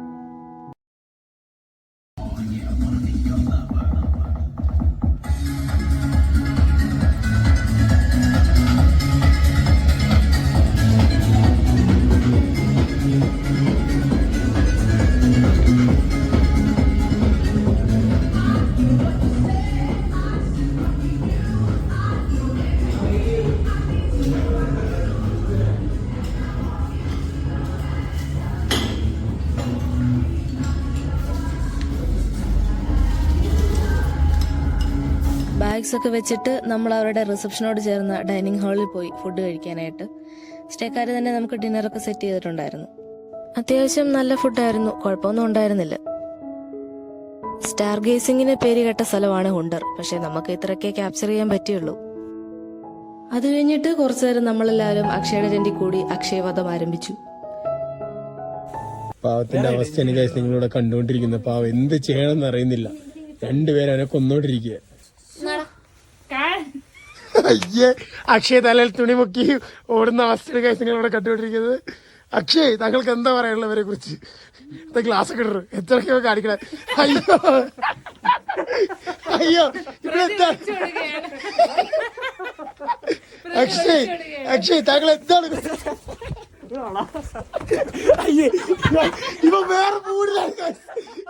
സോ ഇതാണ് നമ്മൾ ഇന്നലെ സ്റ്റേ ചെയ്തിരുന്ന ഹുണ്ടറിലെ tent stay, royal rider camp. ഇവിടുത്തെ മെയിൻ റിസപ്ഷന്റെ ഫ്രണ്ടിലായിട്ട് നല്ലൊരു അടിപൊളി ഗാർഡൻ ഒക്കെ അവർ സെറ്റാക്കി നോക്കുന്നുണ്ട്. നമ്മൾ രാവിലെ റെഡിയായി ബാഗ്സ് ഒക്കെ പാക്ക് ചെയ്ത് ഇറങ്ങുകയാണ്. ബ്രേക്ക്ഫാസ്റ്റ് ഒക്കെ നമ്മുടെ സ്റ്റേയിൽ തന്നെ സെറ്റ് ആക്കിയിട്ടുണ്ടായിരുന്നു. അതൊക്കെ കഴിച്ചിട്ടാണ് നമ്മൾ ഇറങ്ങിയത്. സമയം ഇപ്പൊ രാവിലെ 9 മണിയോളം ആയിട്ടുണ്ട്. ഇന്നത്തെ നമ്മുടെ ഡെസ്റ്റിനേഷൻ പാങ്കോങ് ലേക്കാണ്. സോ പാങ്കോങ് ലേക്കിലേക്ക് പോകാനായിട്ട് ഹുണ്ടറിൽ നിന്ന് 3 വഴികളുണ്ട്. ഒന്ന്, ലേയിലേക്ക് വന്ന വഴി തിരിച്ചു പോവുക, കർദുങ്ല വഴി. എന്നിട്ട് ലേയിൽ നിന്ന് ചങ്ല പാസ് വഴി പാങ്കോങ്ങിലേക്ക് വരിക. രണ്ടാമതായിട്ട് വരില പാസ് വഴി ഒരു പാത്തുണ്ട്. പിന്നെ മൂന്നാമത് ഷയോക്ക് റോഡ് വഴി പോവുക. അതാണ് ഏറ്റവും പോപ്പുലർ. ഈ റൂട്ട് തന്നെയാണ് നമ്മളും ചൂസ് ചെയ്തിരിക്കുന്നത്. സോ നമുക്ക് 240 കിലോമീറ്ററോളം റൈഡ് വരുന്നുണ്ട് ഇന്ന്. ഇതാണ് ഹുണ്ടറിന്റെ sand dunes. White sand dunes ആണ് ഇവിടുത്തെ പ്രത്യേകത. സാൻഡ് ഡ്യൂൺസ് കാണാനായിട്ട് നമ്മൾ ഇറങ്ങി. നല്ല തണുപ്പാണ് ഇവിടെ, പക്ഷെ മരുഭൂമിയാണ്, ഡ്രൈ ലാൻഡ് ആണ്. ഇത്രയും ഹൈ ഓൾട്ടിറ്റ്യൂഡിൽ ഇങ്ങനെ ഒരു മരുഭൂമി എക്സിസ്റ്റ് ചെയ്യുക എന്ന് പറയുന്നത് ഒരു സർപ്രൈസിങ് ഫാക്ട് ആണ്. ഒരു ഡെസേർട്ട് സെറ്റപ്പ് ആണെങ്കിലും ഇവിടെ ചെറിയ ലേക്ക് ഒക്കെ ഉണ്ട്. ഈ ലേക്ക് കൂടെ ആവുമ്പോൾ ഈ പ്ലേസിന്റെ ഭംഗി കൂടുന്നു. ഇവിടെ തന്നെ ഡബിൾ ഹമ്പുള്ള ബാക്ടീരിയൻ ക്യാമൽ അഥവാ മംഗോളിയൻ ക്യാമൽ സഫാരിക്കൊക്കെ പോകാൻ പറ്റും. പക്ഷെ നമുക്ക് ടൈം ഇല്ലാത്തതുകൊണ്ട് നമ്മൾ അതിന് പോകുന്നില്ല. പക്ഷേ തലേദിവസം നമ്മൾ ഈ സാൻഡ് ഡ്യൂൺസിൽ കൂടെ ATV റൈഡ് ചെയ്തിരുന്നു. അത് കഴിഞ്ഞ വീഡിയോയിലുണ്ട്, please to check out. Dual camera ഇട്ട് അക്ഷയും മേരിയും എന്തോ ബാക്ക്ഗ്രൗണ്ടിൽ കിടന്ന് കാണിക്കുന്നുണ്ട് ഗൈസ്. നിങ്ങൾ അതൊന്നും മൈൻഡ് ആക്കുന്ന വയ്യാത്ത കുട്ടികൾ. നിങ്ങൾ സ്ഥലത്തിന്റെ ഭംഗി ആസ്വദിക്കൂ.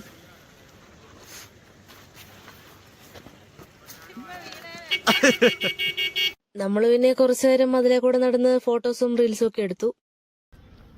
ക്യാമറ പുറകെ വരണോ? അപ്പോഴാണ് ഒരു പ്രത്യേക സംഭവം നടന്നത് ഗൈസ്. ഒരു ആന്റി വന്നിട്ട് അക്ഷയോടൊന്ന് ബൈക്കിൽ കയറ്റുവോ റൈഡ് കൊണ്ടുപോകുമോ എന്നൊക്കെ ചോദിച്ചു. വേറെ ആരോടും പുള്ളിക്കാരി ചോദിച്ചില്ല. അക്ഷയേട്ട കേട്ട വാതി കേൾക്കാത്ത വാതി ആന്റിനെ ബൈക്കിൽ വാക്കിയിരുത്തി റൈഡ് കൊണ്ടുപോയി ചെയ്തു.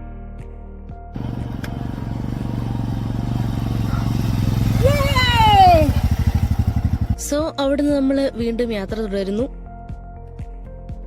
ഈ റോഡ് സൈഡിൽ കാണുന്നതെല്ലാം ഡെസേർട്ട് പോപ്പുലർ എന്നറിയപ്പെടുന്ന മരങ്ങളാണ്. ഇത് ഇന്ത്യയിലെ നുബ്രാവാലിയിൽ മാത്രമേ കാണാൻ കഴിയത്തുള്ളൂ. ഇത് മെയിനായിട്ട് മിഡിൽ ഈസ്റ്റേൺ കൺട്രീസിലാണ് കാണുന്നത്. നുബ്ര വഴിയാണ് ഏൻഷ്യൻ ടൈംസിൽ സിൽക്ക് റൂട്ട് ആയിരുന്നു എന്ന് അറിയാലോ. ആ ടൈമിൽ സിൽക്ക് റൂട്ട് ട്രാവലേഴ്സ് ഇൻട്രൊഡ്യൂസ് ചെയ്തതാവാം ഈ പോപ്പുലർ ട്രീസ് എന്നാണ് പറയുന്നത്. അതുപോലെ തന്നെയാണ് നമ്മൾ മുമ്പേ പറഞ്ഞ ഡബിൾ ഹംഡ് ക്യാമൽസും ഇവിടെ ഇൻട്രൊഡ്യൂസ്ഡ് ആയതെന്നാണ് പറയപ്പെടുന്നത്. നമ്മളിപ്പോ പൊക്കോണ്ടിരിക്കുന്നത് ഡിസ്കറ്റ് വില്ലേജ് ഏരിയയിൽ കൂടാണ്.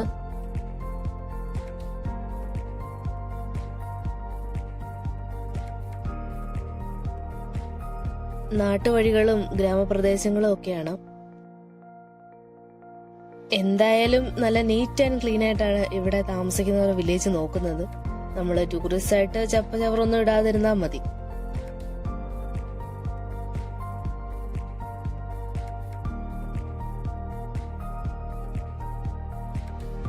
അങ്ങനെ നമ്മൾ പോകുന്ന വഴിക്ക് മണ്ണിടിഞ്ഞ് വീണ് റോഡ് ബ്ലോക്കായി.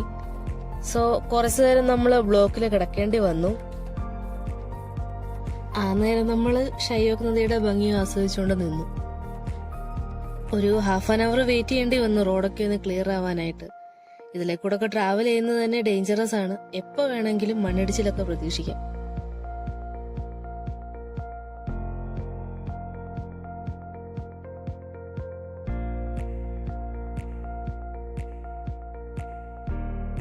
സോ നമ്മള് സേഫായിട്ട് വാലിയിലേക്ക് ഇറങ്ങിയിരിക്കുകയാണ്. വാലി ആയതുകൊണ്ട് തന്നെ നല്ല സ്ട്രെയിറ്റ് റോഡാണ്. നമ്മൾ കഴിഞ്ഞ വീഡിയോയിൽ ATV ഓടിച്ച് മിൽക്ക പോയിന്റ് എന്ന സ്ഥലത്തോട് തന്നെയാണ് നമ്മളിപ്പോ പൊക്കോണ്ടിരിക്കുന്നത്. നമ്മള് ഇന്നലെ വന്ന വഴി ഓൾ ദ വേ തിരിച്ച് ഖൽസാറ വരെ പോകണം. അവിടെ നിന്ന് അകം അതുപോലെ കർദുംഗ്ല ഇവിടെ 2 സ്ഥലത്തേക്കും തിരിയുന്ന 2 റോഡ്സ് ഉണ്ട്. അതില് അകം പോകുന്ന റോഡ് എടുക്കണം. പിന്നെ അകം ചെന്നിട്ട് വാരിയില അതുപോലെ തന്നെ ഷയോക്കിലേക്ക് തിരിയുന്ന റോഡ്സ് ഉണ്ട്. അവിടെ നമ്മൾ ഷയോക്കിലേക്ക് പോകണം. പിന്നെ അവിടുന്ന് ദുർബുക്കിലെത്തുമ്പോൾ ചങ്ല റോഡായിട്ട് മെർജ് ചെയ്യും. പിന്നെ അവിടുന്ന് സ്ട്രെയിറ്റ് പാങ്കോങ്. ഇതാണൊരു റൂട്ട് മാപ്പ്.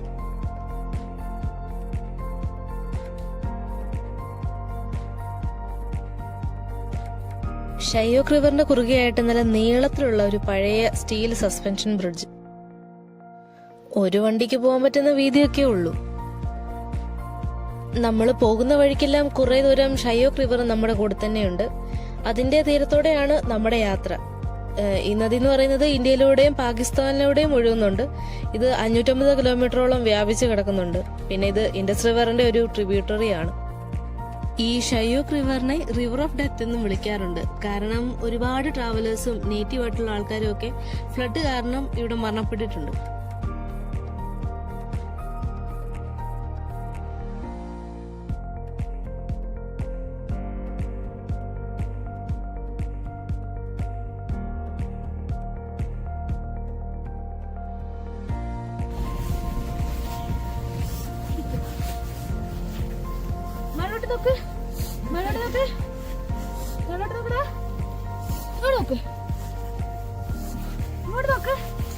ഗൈസ്, കാശ്മീരിൽ ചെന്നിട്ട് അവിടുത്തെ പട്ടിക്കുട്ടികളോട് വരെ മലയാളത്തിൽ സംസാരിക്കുന്ന മെയിൻ.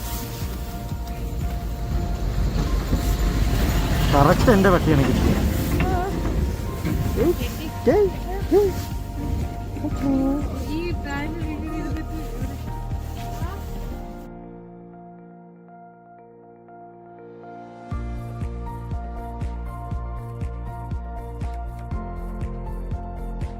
റോഡ് ഫുള്ളും കല്ലാണ്. ഇവിടെ ആക്ച്വലി റോഡെന്ന് പറയാനൊന്നുമില്ല.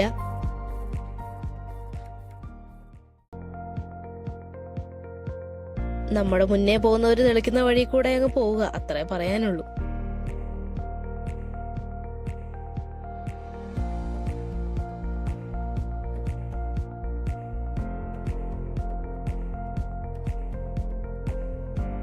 നമ്മള് അഖം എന്ന് പറയുന്ന സ്ഥലത്തിന്റെ അടുത്താണ്. ഇവിടെ കുറെ ടൂറിസ്റ്റ് ഒക്കെ നിപ്പുണ്ട്. നമ്മളും അവരോട് കൂടി കുറച്ചു നേരം ഈ ഷയോക്ക് റിവറിന്റെ ബ്യൂട്ടിയൊക്കെ ആസ്വദിക്കാമെന്ന് വെച്ചു. നല്ല നീല കളർ ക്രിസ്റ്റൽ ക്ലിയർ വാട്ടർ, എന്താ രസം നോക്കി. അവിടുന്ന് കുറച്ച് ഫോട്ടോസ് ഒക്കെ എടുത്തിട്ട് വീണ്ടും നമ്മൾ പോകുന്നു.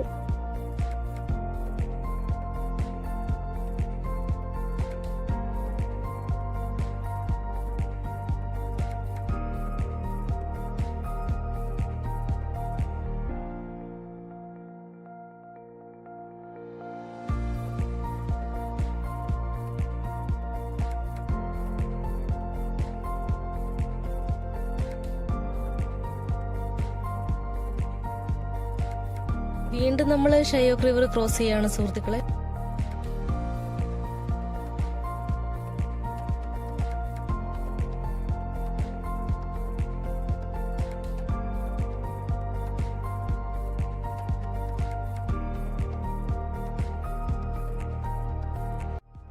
പോകുന്ന വഴിക്ക് നമ്മൾ BR റോഡ് ഒരു ക്യാൻറ്റീൻ കണ്ടു, അവിടെ നിർത്തി.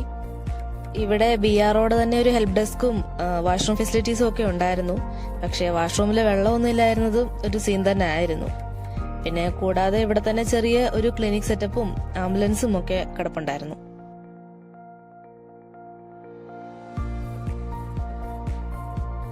പട്ടികൾക്ക് ഒരു കഷ്ണം ബിസ്ക്കറ്റ് പോലും കൊടുക്കാതിരുന്ന് തിന്നുന്ന ഹാരിഷിനെ കണ്ടോ ഗൈസ്?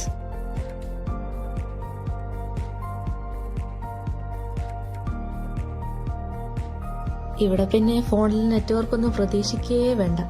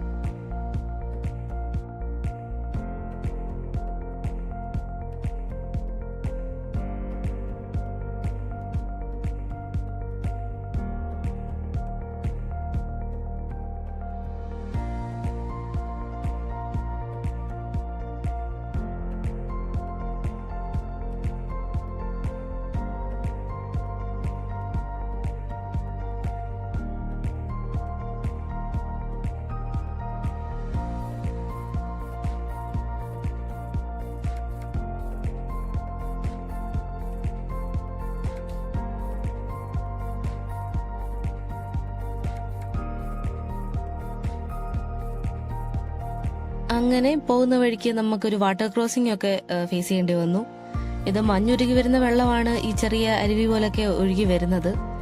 ഏതായാലും കുഴപ്പമില്ലാതെ സ്മൂത്തായിട്ട് നമ്മൾ അത് ക്രോസ് ചെയ്ത് പോയി.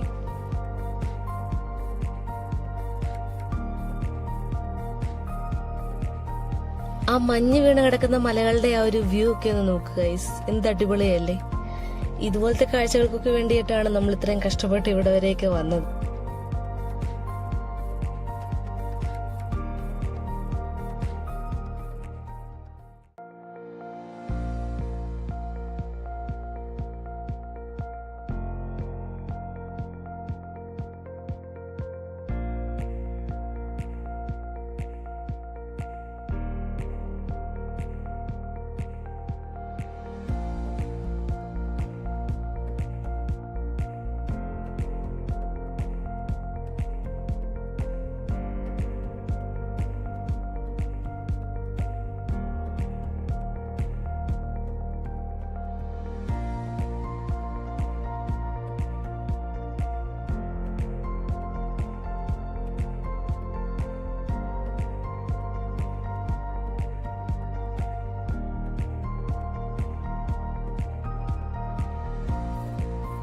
നമ്മള് ഷയോക്ക് വില്ലേജിന്റെ ഭാഗത്തൂടെയൊക്കെയാണ് പോകുന്നത്.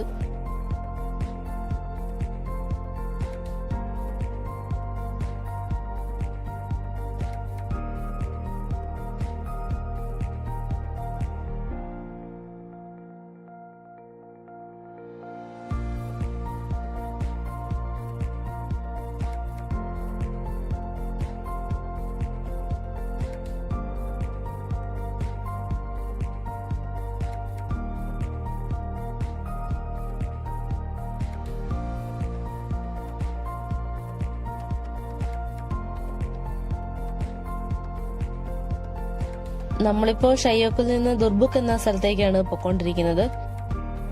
ഈ മണ്ണുകൊണ്ടുള്ള സൈഡ് വാൾസിന്റെ ഇടയിൽ കൂടെ പോകാൻ തന്നെ പേടിയാണ്. ഓൾറെഡി നമ്മുടെ മേത്ത് ഇങ്ങനെ കല്ലും മണ്ണും ഒക്കെ പൊടിഞ്ഞ് വീഴുന്നുണ്ടായിരുന്നു പോകുന്ന വഴിക്ക്. ഇതൊക്കെ എപ്പോ വേണേലും പൊട്ടിപ്പൊളിഞ്ഞ് നമ്മുടെ മണ്ടയ്ക്ക് വീഴാം. പക്ഷെ നമ്മൾ പിന്നീട് ആലോചിക്കുമ്പോ ഇതൊക്കെയല്ലേ ഒരു അഡ്വഞ്ചർ ട്രിപ്പ്.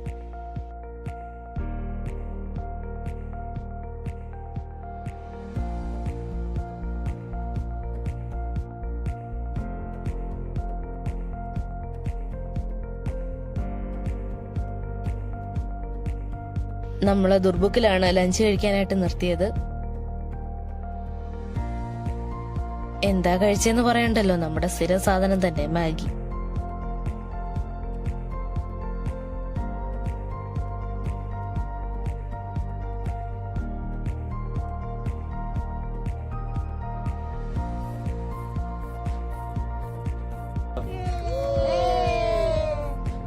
നമ്മള് പാങ്കോങ് എത്തുന്നതിന് ഒരു 4 കിലോമീറ്റർ മുമ്പേ തൊട്ട് തന്നെ അതിന്റെ ഗ്ലിംസസ് ഒക്കെ കിട്ടാൻ തുടങ്ങും. അമീർ ഖാന്റെ 3 ഇഡിയറ്റ്സ് സിനിമയിലെ ക്ലൈമാക്സിൽ നമുക്കൊരു നീല തടാകം കാണാൻ കഴിയില്ലേ, അവിടേക്കാണ് നമ്മൾ പോകുന്നത്. കൂടാതെ ഷാറുഖ് ഖാന്റെ ദിൽ സേ സോങ് ഒക്കെ അവിടെ ഷൂട്ട് ചെയ്തിട്ടുണ്ട്. ഈ ലേക്കിന്റെ സൈഡിലോട്ട് നോക്കിയാൽ നമുക്ക് കാണാം മറ്റേ 3 ഇഡിയറ്റ്സ് സിനിമയിലെ ക്ലൈമാക്സിലെ ആ ഒരു മഞ്ഞ സ്കൂട്ടറും പിന്നെ അതിന് ആ സിനിമയിലുള്ള ഒരു പ്രത്യേക ആ ചെയറും ഒക്കെ ഈ സൈഡിൽ ഇട്ടിട്ടുണ്ട്. നമുക്ക് ചുമ്മാ കയറി ഇരിക്കാനൊന്നും പറ്റില്ല, ക്യാഷ് കൊടുത്ത് കയറി ഇരിക്കണം, എന്നിട്ട് ഫോട്ടോ എടുക്കാം. അങ്ങനെയൊക്കെയാണ് ഇവിടുത്തെ പരിപാടി. പാങ്കോങ് ലേക്ക് ഒരു സോൾട്ടി ലേക്കാണ്. ഈ സോൾട്ട് വാട്ടർ എങ്ങനെ ഇവിടെ വന്നു എന്നുള്ളത് നമുക്ക് അത്ഭുതമാണ്. ഈ അപ്പുറത്തും ഇപ്പുറത്തും ഒക്കെ കാണുന്ന ഈ മലകളിൽ നിന്നാണ് സോൾട്ട് ഒറിജിനേറ്റ് ചെയ്യുന്നത്. പിന്നെ ഈ ലേക്ക് വേറെ പുറത്ത് പുഴകളായിട്ടൊന്നും മെർജ് ചെയ്യാതെ കെട്ടിക്കിടക്കുന്നത് കൊണ്ടാണ് ഇങ്ങനെ സോൾട്ടി ആയിട്ട് തന്നെ നിൽക്കുന്നത്. പിന്നെ കാരണം ഈ സോൾട്ട് പുറത്തു പോകാൻ വേറെ വഴിയില്ലല്ലോ, അതുകൊണ്ട് തന്നെ ഇതിനകത്ത് മീനുകളോ അതുപോലത്തെ അക്വാട്ടിക് അനിമൽസോ പ്ലാന്റ്സോ ഒന്നും കാര്യമായിട്ടില്ല. ശരിക്കും ഈ ഒരു തടാകത്തിന് എൻഡോറിക് ലേക്ക് എന്ന് പറയും. കാരണം ഈ ലേക്കിലുള്ള വെള്ളം വേറെ സ്ഥലങ്ങളിലേക്ക് ഒഴുകി പോകുന്നുമില്ല, പിന്നെ അല്ലാതെ തന്നെ വേറൊരു നദി ഇതിൽ നിന്ന് ഉത്ഭവിക്കുന്നുമില്ല. പിന്നെ ഇത് ഇന്ത്യ ചൈന ബോർഡർ ആണ്. ഈ ലേക്കിന്റെ ബാക്കി കുറെ ഭാഗം ചൈനീസ് ടെറിട്ടറിയിലാണ് കിടക്കുന്നത്. ഇന്ത്യയും ചൈനയും തമ്മിൽ പ്രശ്നങ്ങളൊക്കെ നടക്കുന്ന ഒരു ബൗണ്ടറി ലൈൻ ഉണ്ട്. LAC അഥവാ ലൈൻ ഓഫ് ആക്ച്വൽ കൺട്രോൾ ആണത്. അത് ലേക്കിൽ കൂടെയും കടന്നു പോകുന്നുണ്ട്. 135 കിലോമീറ്ററോളം നീണ്ടു കിടക്കുന്ന ലേക്കാണിത്. അതില് 45 കിലോമീറ്റർ മാത്രമാണ് ഇന്ത്യയുടേത്, ബാക്കി ചൈനയിലാണ്. ഇവിടെ ഇപ്പോ വെടിനിർത്തൽ കരാറൊക്കെ ഉണ്ടെങ്കിലും 2 രാജ്യത്തിലെയും സോൾജേഴ്സ് തമ്മിൽ സംഘർഷമൊക്കെ ഉണ്ടാകുന്ന ഇടയ്ക്കിടയ്ക്ക് നമുക്ക് ന്യൂസിലൊക്കെ കേൾക്കാൻ പറ്റുന്നുണ്ടായിരുന്നു. ഇവിടെ അടുത്തായിട്ടുള്ള വില്ലേജ് പോബ്രാങ് വില്ലേജ് ആണ്. ഇൻഡോ ചൈന ബോർഡറിൽ കിടക്കുന്ന ഈ വില്ലേജ് ആണ് ഈ ഡയറക്ഷനിലുള്ള അവസാനത്തെ വില്ലേജ്. ഈ ലേക്കിന്റെ റിയൽ ബ്യൂട്ടി വരുന്നത് ലൈറ്റിംഗിലാണ്. അതായത് സൺലൈറ്റിന്റെ ഷെയ്ഡ്സ് വെച്ചിട്ട് ഇത് ലൈറ്റ് ബ്ലൂവിൽ നിന്ന് എമറാൾഡ് ഗ്രീൻ ആവും, പിന്നെ ഗ്രീനിൽ നിന്ന് പേർപ്പിളിഷും പിന്നെ അഷ്വറും ആവും എന്നാണ് പറയുന്നത്. ലൈറ്റിന്റെ ഷെയ്ഡ്സ് അനുസരിച്ച് മൗണ്ടൻസ് വരെ brown to red, red to grey ഒക്കെ ആവും എന്നാണ് പറയുന്നത്. നമ്മളിവിടെ ഒരുപാട് നേരം ഇല്ലായിരുന്നത് കൊണ്ട് ഡാർക്ക് ബ്ലൂ വാട്ടറും പിന്നെ ബ്രൗൺ മൗണ്ടൻസും ഒക്കെ മാത്രമേ നമുക്ക് കാണാൻ സാധിച്ചുള്ളൂ. നമ്മളൊരു 4 മണി സമയമൊക്കെ ആയപ്പോഴാണ് ഇവിടെ എത്തിയത്.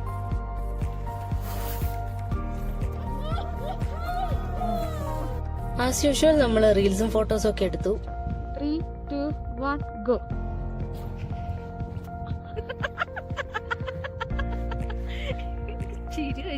മഞ്ഞ് വീഴ്ചയൊന്നും ഇല്ലെങ്കിലും ഇവിടെ നല്ല തണുപ്പാണ്, ഒരു രക്ഷയില്ല. ഈ ലേക്ക് പിന്നെ വിന്റർ ഒക്കെ ആകുമ്പോഴത്തേനും ഫുൾ ഫ്രീസ് ആവും എന്നാണ് പറയുന്നത്.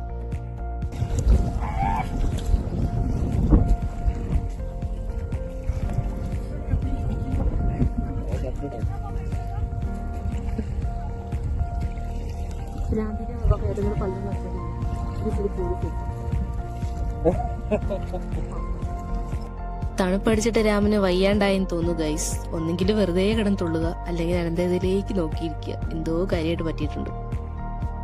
Chess number 2 on stage.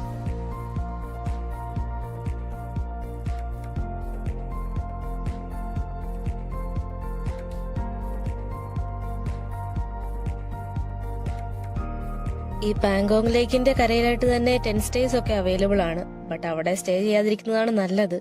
കാരണം അവിടെ -ഡിഗ്രി വരെ ടെമ്പറേച്ചർ ഡ്രോപ്പ് ആകുന്നതുകൊണ്ട് കുറച്ച് മാറി സ്റ്റേ എടുക്കുന്നതായിരിക്കും നല്ലത്.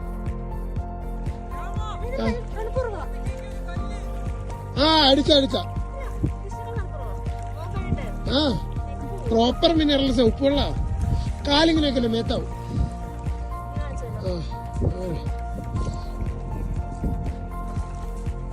ഈ കൊടും തണുപ്പിലും ഈ വെള്ളത്തിൽ മുഖം കഴിയുന്ന ശരണ്യനെ ആരും കാണാതെ പോരുത് ഗൈസ്.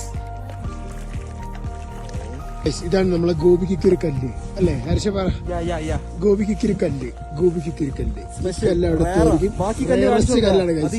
ഈ കല്ലുകളിൽ നിന്ന് വേറെ കണ്ടുപിടിച്ച ഗോപിക കല്ല്. ഗൈസ് നമുക്കിനി കുറച്ചു നേരം ശരണയുടെ വ്ളോഗിങ് കാണാം. ഹായ് ഗൈസ്, ഞങ്ങളിപ്പോൾ ഞങ്ങളുടെ ഹെൽത്ത് ഇഷ്യൂ വളരെ മോശമായത് കൊണ്ട് തന്നെ ഞങ്ങൾ വാടകയ്ക്ക് റെന്റിന് വീണ്ടും ഞങ്ങൾ എടുത്തേക്കാണ്. എന്ത് ഇതാ വണ്ടി? അല്ല ഞാൻ എടുത്തില്ല, അല്ല സോറി, റെന്റിന് എടുത്തേക്കാണ്. അതൊരുത്തം പറഞ്ഞപ്പോഴാണ് ഇവിടെ എന്നിട്ട് ഇത് ചിരിച്ചോണ്ടിരിക്കുകയാണ് ലൂസ്ലെസ് ഫെലോസ്. ഓക്കെ ഗൈസ്, അപ്പൊ ഞങ്ങളുടെ ഹെൽത്ത് ഇഷ്യൂ വളരെ മോശമായതുകൊണ്ട് തന്നെ എവിടെ പോയി മോശമായതുകൊണ്ട് തന്നെ ഞങ്ങൾ കുറച്ച് നേരത്തേക്ക് ജസ്റ്റ് ഒരു 5 മിനിറ്റ്സത്തേക്ക് മാത്രം ആരുടെയോ വണ്ടി കയറിയിരിപ്പാണ്. ഇനി അവര് വരുമ്പോ ഞങ്ങൾ ഇറങ്ങിപ്പോവും. അഞ്ജിതനെ കാണാനില്ല, മേരിനെ മടി കെട്ടിയിരിക്കുന്നതുകൊണ്ട് അഞ്ജിതനെ കാണാൻ പറ്റില്ലായിരിക്കണം. കണ്ടില്ല. കൈപൊക്കുന്നതാണ് അഞ്ജിത. പിന്നെ അക്ഷയ്ക്ക് അപ്പുറം ചെഞ്ചു ഇപ്പുറം മഞ്ജു എന്നുള്ള രീതിയിൽ അക്ഷയുടെ പുതിയ കാര്യം പറയാൻ മറന്നു ഗൈസ്. ഞങ്ങളൊരു സ്ഥലത്തെത്തിയപ്പോ അത്രയും ബോയ്സ് ഉണ്ടായിട്ടും അക്ഷയുടെ ഒരു ആന്റി മാത്രം വിളിച്ചിട്ട് റൈഡിന് കൊണ്ടാവോന്ന് ചോദിച്ചു. അത്രയും ബോയ്സ്, അവിടെ അത്രയും ബോയ്സ് ഉണ്ടായിട്ടും അക്ഷയോട് മാത്രം ചോദിച്ചു. കാരണം എന്താ, അക്ഷയെ കണ്ടതിന് അവർക്ക് മനസ്സിലായി അവരൊരു ആന്റി ലവറാണെന്ന്. പക്ഷെ കണ്ടോ, അവൻ പോകുന്നു.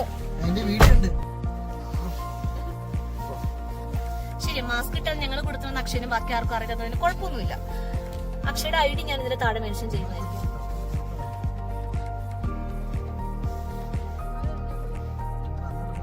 മേരി സൗന്ദര്യത്തിന്റെ ഇതിലാണ്. ഇപ്പളാന്ന് ഇടുവാണോ ചെയ്യുന്നത്? വൻ മേക്കപ്പിലാണ് മേരി. മേരിയുടെ തലയൊന്ന് മാറ്റാവോ പ്ലീസ്? മേരിയുടെ മേക്കപ്പ് കാണാൻ പറ്റുന്നില്ല. അതെ, ക്രിസ്റ്റി വളരെ വയ്യാണ്ടായിരിക്കും. ഞങ്ങളുടെ പുതിയ വ്ളോഗറാണ് ക്രിസ്റ്റി. ഒരു മാസമുള്ളിൽ വീഡിയോ ഒന്നും ഇറങ്ങിയില്ലെങ്കിൽ ഞങ്ങൾ എല്ലാരും കൂടെ ക്രിസ്റ്റിക്കിട്ട് അടിക്കും. അതാണ് ഞങ്ങളുടെ ഒരു ഇത്. പിന്നെ ഉള്ള പെട്രോൾ കൊണ്ട് തീർക്കാൻ വേണ്ടിട്ട് ശ്രീരാമും ഹരിഷേട്ടനും ബുള്ളറ്റും കൊണ്ട് അങ്ങോട്ട് ഇങ്ങോട്ട് പോകും. സോറി ഹിമാലയ. ഇവിടെ പ്രോപ്പർ ആയിട്ട് പറഞ്ഞില്ലെങ്കിൽ അപ്പോൾ തന്നെ അക്ഷരത്തെറ്റ് ക്ലിയർ ചെയ്യാനായിട്ട് നമ്മുടെ മിലനുണ്ട്. ഓക്കെ, അഞ്ജലിക്ക് എന്തെങ്കിലും പറയാനുണ്ട് അഞ്ജിത? അതെ അവരെത്തി. അവിടെ പോയി അതെ അവരെത്തി. ഇനി ഞങ്ങൾ ഈ വണ്ടിയിൽ നിന്നും ഇറങ്ങി ഞങ്ങളുടെ സ്വന്തം വണ്ടിയിലോട്ട് പോവുകയാണ്. ബൈ. നമ്മള് താങ്ക്സ് എന്ന സ്ഥലത്താണ് സ്റ്റേ എടുത്തിരിക്കുന്നത്. Hotel Pangong residency. വീണ്ടും ഒരു 120 കിലോമീറ്റർ ഉണ്ട്. അങ്ങോട്ടേക്കാണ് നമുക്കിനി പോവാനുള്ളത്. നമ്മള് സ്റ്റേയിലെത്തി. ഇതാണ് റൂം. നമുക്കിവിടെ ഒരു സീൻ ഉണ്ടായത് എന്താന്ന് വെച്ചാൽ ഇവിടെ രാത്രി 9 മണിക്ക് ശേഷം ഇലക്ട്രിസിറ്റി കട്ടാവും. എന്തോ ബോർഡർ ആയതിന്റെ സെക്യൂരിറ്റി റീസൺസ് ഒക്കെ കാരണമാണ്. റൂമിലാണെങ്കിൽ ഹീറ്ററും ഇല്ല, ഒന്നുമില്ല. ഇതുപോലെ തണുത്ത് വിറച്ച് ഉറങ്ങാൻ പറ്റാതിരുന്ന ഒരു ദിവസം ഈ ട്രിപ്പിൽ വേറെ ഉണ്ടായിട്ടില്ല ഗൈസ്. പിന്നെ ആസ് യൂഷ്വൽ ശരണയെ വന്ന് റൂം നേരത്തെ പിടിച്ചിട്ടുണ്ട്. അപ്പോൾ ഇന്ന് 6 മണിയായപ്പോ ഞങ്ങൾ ഞെട്ടി എണീറ്റത് രാമന്റെ ഡോറിൽ തട്ടിയുള്ള ബഹളം കേട്ടിട്ടാണ് ഗായ്സ്. മഞ്ഞ് വീഴുന്നു, വേഗം വാ നല്ലറി വിളിച്ചുകൊണ്ട് രാമനെ അരിച്ചു എല്ലാരെയും വിളിച്ചെഴുന്നേപ്പിച്ചു. ഞങ്ങള് കണ്ണും തിരുമ്മി നേരെ ഹോട്ടലിന്റെ പുറത്തോട്ട് ചെന്ന് നോക്കിയപ്പോ കണ്ട കാഴ്ചയാണ് ഗായ്സ് ഇത്.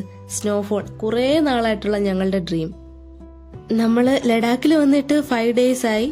ഇത്രയും ദിവസം മലമുകളിൽ വീണെടുക്കുന്ന സ്നോ കണ്ടതല്ലാതെ സ്നോഫോൾ എക്സ്പീരിയൻസ് ചെയ്യാനോ സ്നോ കയ്യിലെടുക്കാനോ ഉള്ള അവസരം ഉണ്ടായിട്ടില്ല.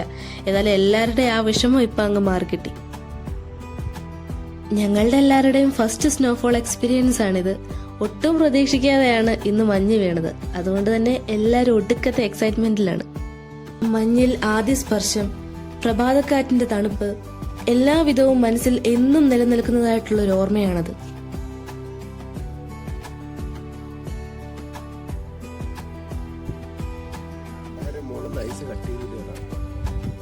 പിന്നെ നമുക്കാണ് ഇത്ര ആക്രാന്തം. ഫസ്റ്റ് ടൈം ആയതുകൊണ്ടാണ്. ഇവിടെയുള്ളവർ ബി ലൈക്ക് ഇതൊക്കെ എന്ത്. പിന്നെ ഊഹിക്കാമല്ലോ, നല്ല കൊടൂര തണുപ്പാണ്. ഇത് കണ്ടോ, മഞ്ഞ് വീഴുന്നു, ചിലത് പതിയെ മെൽറ്റായി പോകുന്നു, ചിലത് അതുപോലെ തന്നെ കിടക്കുന്നു. ഈ പൂക്കളിലൊക്കെ മഞ്ഞ് വീണ് കിടക്കുന്നത് കാണാൻ എന്ത് ഭംഗിയാണല്ലേ, ഒരു പോയറ്റിക് ഫീൽ.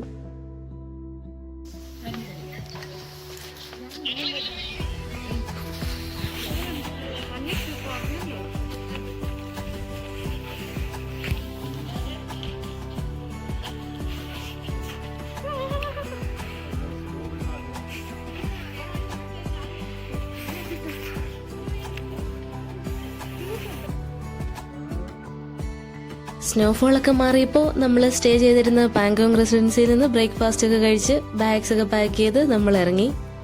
ഇപ്പോൾ നമ്മളുള്ളത് പാങ്കോങ്ങിൽ നിന്ന് ചങ്ല പാസിലേക്കുള്ള റോഡിലാണ്. അവിടെ ചെന്നിട്ട് സ്ട്രെയിറ്റ് ലേ പോകണം. അതാണ് ഇന്നത്തെ നമ്മുടെ പ്ലാൻ.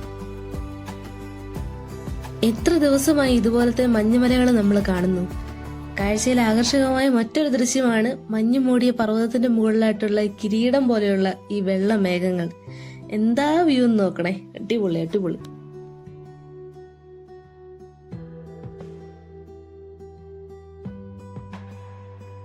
ഗായ്സ്, ഇത് റിപ്പബ്ലിക് ഡേ പരേഡ് ആണെന്ന് വിചാരിച്ചാൽ നിങ്ങൾക്ക് തെറ്റി. ഇത് തണുപ്പ് നിറകുന്നതലെ തട്ടിയതുകൊണ്ടുള്ള നമ്മുടെ പിള്ളേരുടെ ഓരോ അഭ്യാസ പ്രകടനങ്ങളാണ്. രാവിലത്തെ മഞ്ഞ് വീഴ്ചയുടെ ഫലമായിട്ട് നമുക്ക് കാണാൻ സൈഡിലെല്ലാം ഫുൾ മഞ്ഞ് വീണ് കിടക്കുന്നുണ്ട്. ഓരോ ടേൺസിലും നിർത്തി നിർത്തി ആസ്വദിച്ചു പോവാൻ തോന്നും നമുക്ക്. ഈ ജേർണി അങ്ങനെയാണ്.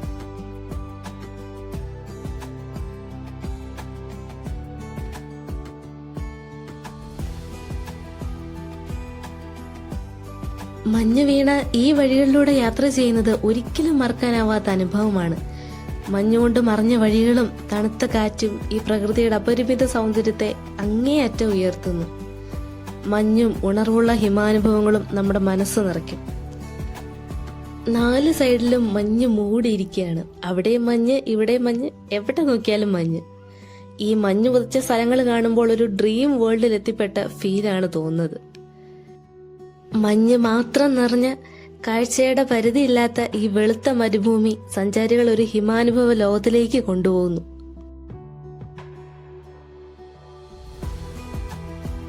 പിന്നെ പോകുന്ന വഴിക്ക് ഒന്ന് റെസ്റ്റ് ചെയ്യാനും കാഴ്ചകൾ കാണാനും ഒക്കെ ആയിട്ട് ഒരു സ്ഥലത്ത് നിർത്തി. ഇവിടെ BROയുടെ ക്ലിനിക് ഫെസിലിറ്റീസും ടോയ്ലറ്റ്സും ഒക്കെ അവൈലബിൾ ആണ്. ഇവിടെ കുറച്ച് വണ്ടികളുടെ റിമെയിൻസ് ഒക്കെ കാണാൻ കഴിയുന്നുണ്ട്. മേ ബി ഈ മഞ്ഞത്തോടെ പോയിട്ട് മലമുകളിൽ നിന്ന് തെന്നി വീണ് ആക്സിഡന്റ് ആയ വണ്ടികളൊക്കെ ആവാം ഇത്. പിന്നെ ആസ് യൂഷ്വൽ നമ്മള് റീൽസ് എടുക്കൽ കലാപരിപാടികളിലേക്ക് കടന്നു.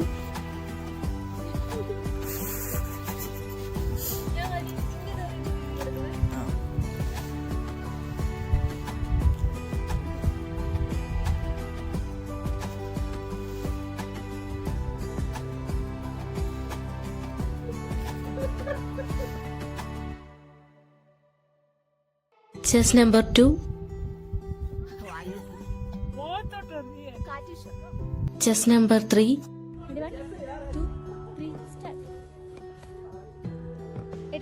ചെസ് നമ്പർ 4,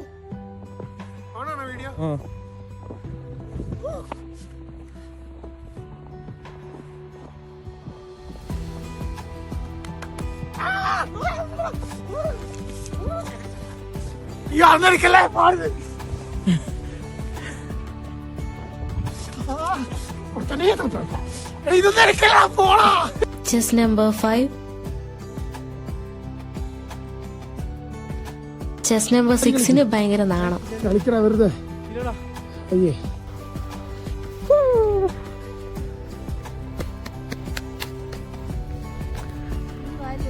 നമ്മളെ എറിഞ്ഞാ പിന്നെ നമ്മളെ വിട്ടുകൊടുക്കൂലല്ലോ.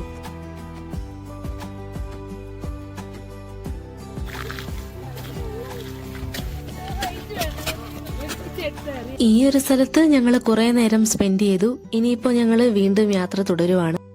BROയുടെ ആൾക്കാര് ഈ മഞ്ഞ് കാരണം തന്നാതിരിക്കാനായിട്ട് റോഡിൽ മണ്ണിടുന്നു, സൈഡിൽ നിന്നൊക്കെ വെട്ടിയിട്ട്.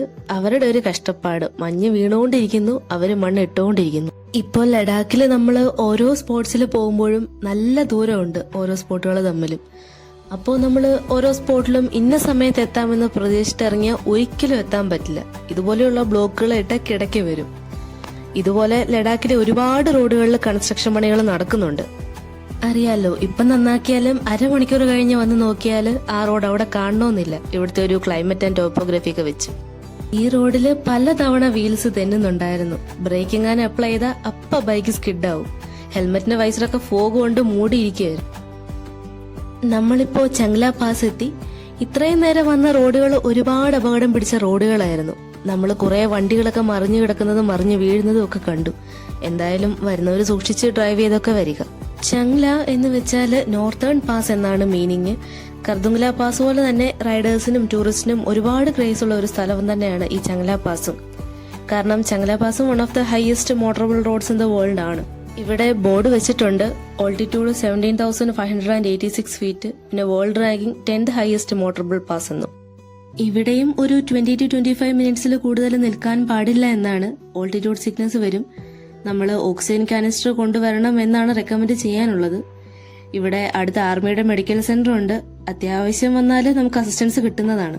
ഇന്ത്യൻ ആർമിയാണ് ചങ്ല പാസ് മെയിൻറ്റെയിൻ ചെയ്യുന്നത്. ഇവിടുത്തെ തണുപ്പ് -20 ഡിഗ്രി വരെ താഴാറുണ്ട്. ഈ തണുപ്പിലും ബുദ്ധിമുട്ടിലും അനുദിനം പ്രവർത്തിക്കുന്ന നമ്മുടെ ആർമിയുടെ സാന്നിധ്യം നമ്മൾ ടൂറിസ്റ്റിന്റെ സുരക്ഷയ്ക്ക് വലിയ പിന്തുണയാണ്. പിന്നെ ഇവിടുത്തെ മറ്റൊരു പ്രത്യേകത എന്താന്ന് വെച്ചാൽ DRDO എസ്റ്റാബ്ലിഷ് ചെയ്ത ലോകത്തിലെ ഏറ്റവും ഹയസ്റ്റ് റിസർച്ച് സ്റ്റേഷൻ ഇവിടെയാണ് പ്രവർത്തിക്കുന്നത്. ഇവിടെ നല്ല ഓക്സിജൻ ഡെഫിഷ്യൻസി ഉള്ളതുകൊണ്ട് തന്നെ ഇതിലെ കൂടി ഓടി നടക്കാനൊന്നും പാടില്ല. പതിയെ നടക്കണം, അല്ലെങ്കിൽ തലകറക്കം ഉണ്ടാവും. പക്ഷെ നമ്മുടെ അക്ഷയും മേരിയും ഉണ്ടോ എന്ന് കേൾക്കുന്നു. അവര് ഈ സോനിയ ഷോപ്പിന്റെ സ്റ്റെപ്സിൽ കൂടെ ഓടി ഇറങ്ങി. ദാ കിടക്കുന്ന രണ്ടുപേരും തലകറങ്ങി. പിന്നെ പട്ടാളക്കാരും കൂടെ കൂടി വന്നിട്ടാണ് നമുക്ക് ഹെൽപ്പ് ചെയ്തത്. മേരിയാണ് ആ ഇരിക്കുന്നത്, മിലൻ പരിചരിക്കുന്നു. ഇവിടെ ഒരു ആരാധനാലയമുണ്ട്, ചങ്ല ബാബ സ്ഥൽ. ചങ്ല ബാബയുടെ അനുഗ്രഹം നേടിയിട്ടാണ് ഇവിടെ എത്തുന്ന ടൂറിസ്റ്റ് യാത്ര തുടരാറ്. ഈ ക്ഷേത്രം ആരാണ് ഉണ്ടാക്കിയത്, ഇതിന്റെ എക്സാക്ട് ഒറിജിൻസ് ഒന്നും ഇപ്പൊ ലഭ്യമല്ല, ഒരു മിസ്റ്ററിയാണ്. ഇതിപ്പോ ഇന്ത്യൻ ആർമിയാണ് ഇത് സംരക്ഷിച്ചു പോരുന്നത്. ചങ്ല ബാബ ഇവിടെ അടുത്തുള്ള ഗുഹയിൽ വർഷങ്ങളോളം ധ്യാനിച്ചിരുന്നു, എൻലൈറ്റ്മെന്റ് ലഭിച്ചു എന്നൊക്കെയാണ് പറയുന്നത്. ചങ്ല ബാബ ഒരു സൈനിക നേതാവായിരുന്നു എന്ന കഥയും പ്രചാരത്തിലുണ്ട്.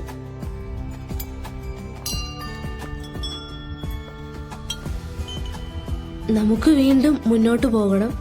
ഇനി നമ്മൾ ലേയിലേക്ക് എത്താൻ വേണ്ടിയിട്ട് ഒരുപാട് ഫീറ്റ് താഴേക്കാണ് ഇറങ്ങേണ്ടത്. ഈ ഒരു 17,000 ഫീറ്റ് അടിയുടെ ഹൈറ്റിൽ നിന്ന് നമ്മളൊരു 11,000 അടിയോളം താഴെ കിടക്കുന്ന ലേയിലോട്ടാണ് പോകാനുള്ളത്. അപ്പോ ആ പോകുന്ന വഴികളും ഒരുപാട് അപകടം പിടിച്ച റൂട്ടാണ്, സൂക്ഷിച്ചു വേണം പോവാൻ. നമ്മള് ലേയിലെത്തി. ലേയില് നമ്മുടെ കേരള ഹോട്ടലിൽ എത്തിയ പാടെ നമ്മൾ ഫ്രഷ് ആയിട്ട് നേരെ ലേ മാർക്കറ്റിലേക്ക് പോയി. സത്യം പറയാലോ, ഇവിടേക്ക് തിരിച്ചെത്തിയപ്പോൾ ശരിക്കും വീട്ടിൽ തിരിച്ചെത്തിയ പോലത്തെ ഫീൽ ആയിരുന്നു ഞങ്ങൾക്ക്. കാരണം നമ്മൾ ഇവിടെ നിന്ന് 3 ഡേയ്സ് മുന്നേ പുറപ്പെട്ടതാണ്. കർദുങ്ല, ഡിസ്കിറ്റ്, നുബ്ര വാലി, ഹുണ്ടർ, പാങ്കോങ്, ചങ്ല എല്ലായിടവും പോയിട്ടാണ് നമ്മൾ തിരിച്ചെത്തിയത്. സാൻഡ്സ്റ്റോമും സ്നോഫോളും എല്ലാം നിറഞ്ഞ ഫുൾ ഡേ യാത്രകൾ, ഹീറ്റർ പോലും ഇല്ലാണ്ട് മര്യാദയ്ക്ക് ഉറങ്ങാൻ പോലും പറ്റാതിരുന്ന രാത്രികൾ. ബട്ട് ഇവിടേക്ക് തിരിച്ചെത്തിയപ്പോഴാണ് എല്ലാവർക്കും ഒന്ന് ജീവൻ വെച്ചത്. രാത്രിയായെങ്കിലും ഇവിടുത്തെ കടകളെല്ലാം സജീവമാണ്. നമ്മള് ലേ മാർക്കറ്റിൽ എത്തിയപ്പോ കണ്ട കാഴ്ച ഇവിടുത്തെ കുറച്ച് ആൾക്കാര് മാർക്കറ്റിലെ ടിബറ്റൻ ഡാൻസ് കളിക്കുന്നതാണ്. ഇത് എല്ലാ ദിവസവും നൈറ്റ് ഉള്ളതാണോ അതോ ഇന്ന് എന്തെങ്കിലും സ്പെഷ്യൽ ഡേ ആണോ എന്നൊന്നും അറിയില്ല. എന്തായാലും ഞങ്ങൾ കുറച്ചു നേരം അവരുടെ ഡാൻസൊക്കെ ആസ്വദിച്ചുകൊണ്ട് നിന്നു.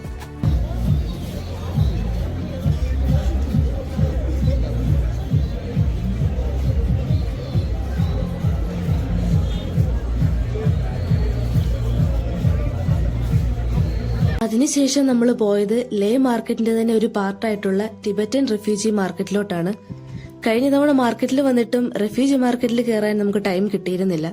1959 അഭയാർത്ഥികളായി ഇവിടെ എത്തിയ ടിബറ്റൻ ജനത അവരുടെ സംസ്കാരത്തെ ഇവിടം ഒരു പുതിയ വീടാക്കി മാറ്റി. അങ്ങനെ രൂപം കൊണ്ടതാണ് ടിബറ്റൻ റെഫ്യൂജി മാർക്കറ്റ്. ഇവിടെ ഒരുപാട് ഹാൻഡിക്രാഫ്റ്റ് ഐറ്റംസും പഷ്മീന വസ്ത്രങ്ങളും സിൽവറും ടെർക്വൈസും കൊണ്ടും മറ്റുമുണ്ടാക്കിയ പലതരം ആഭരണങ്ങളും പ്രയർ വീൽസ് ആൻഡ് ഫ്ലാഗ്സും എല്ലാം ലഭിക്കും. എല്ലാം ടിബറ്റൻ കൾച്ചർ ബേസ് ചെയ്തിട്ടുള്ളവയാണ്. നെക്സ്റ്റ് ഡേ ഏർലി മോർണിംഗ് നമുക്ക് മണാലിയിലോട്ട് യാത്ര തിരിക്കണം. സോ നമ്മൾ മാർക്കറ്റിൽ നിന്ന് തിരിച്ചു പോകുന്ന വഴിക്ക് മണാലിയിലോട്ടുള്ള ട്രാവലർ കൂടെ ബുക്ക് ചെയ്തിട്ടാണ് സ്റ്റേയിലെത്തിയത്. പോത്ത് പോലെ വളർന്നിട്ടും ചോക്ലേറ്റിന് വേണ്ടി കരയുന്ന അഞ്ജിതനെ ഞാൻ നിങ്ങൾക്ക് കാണിച്ചു തരാം.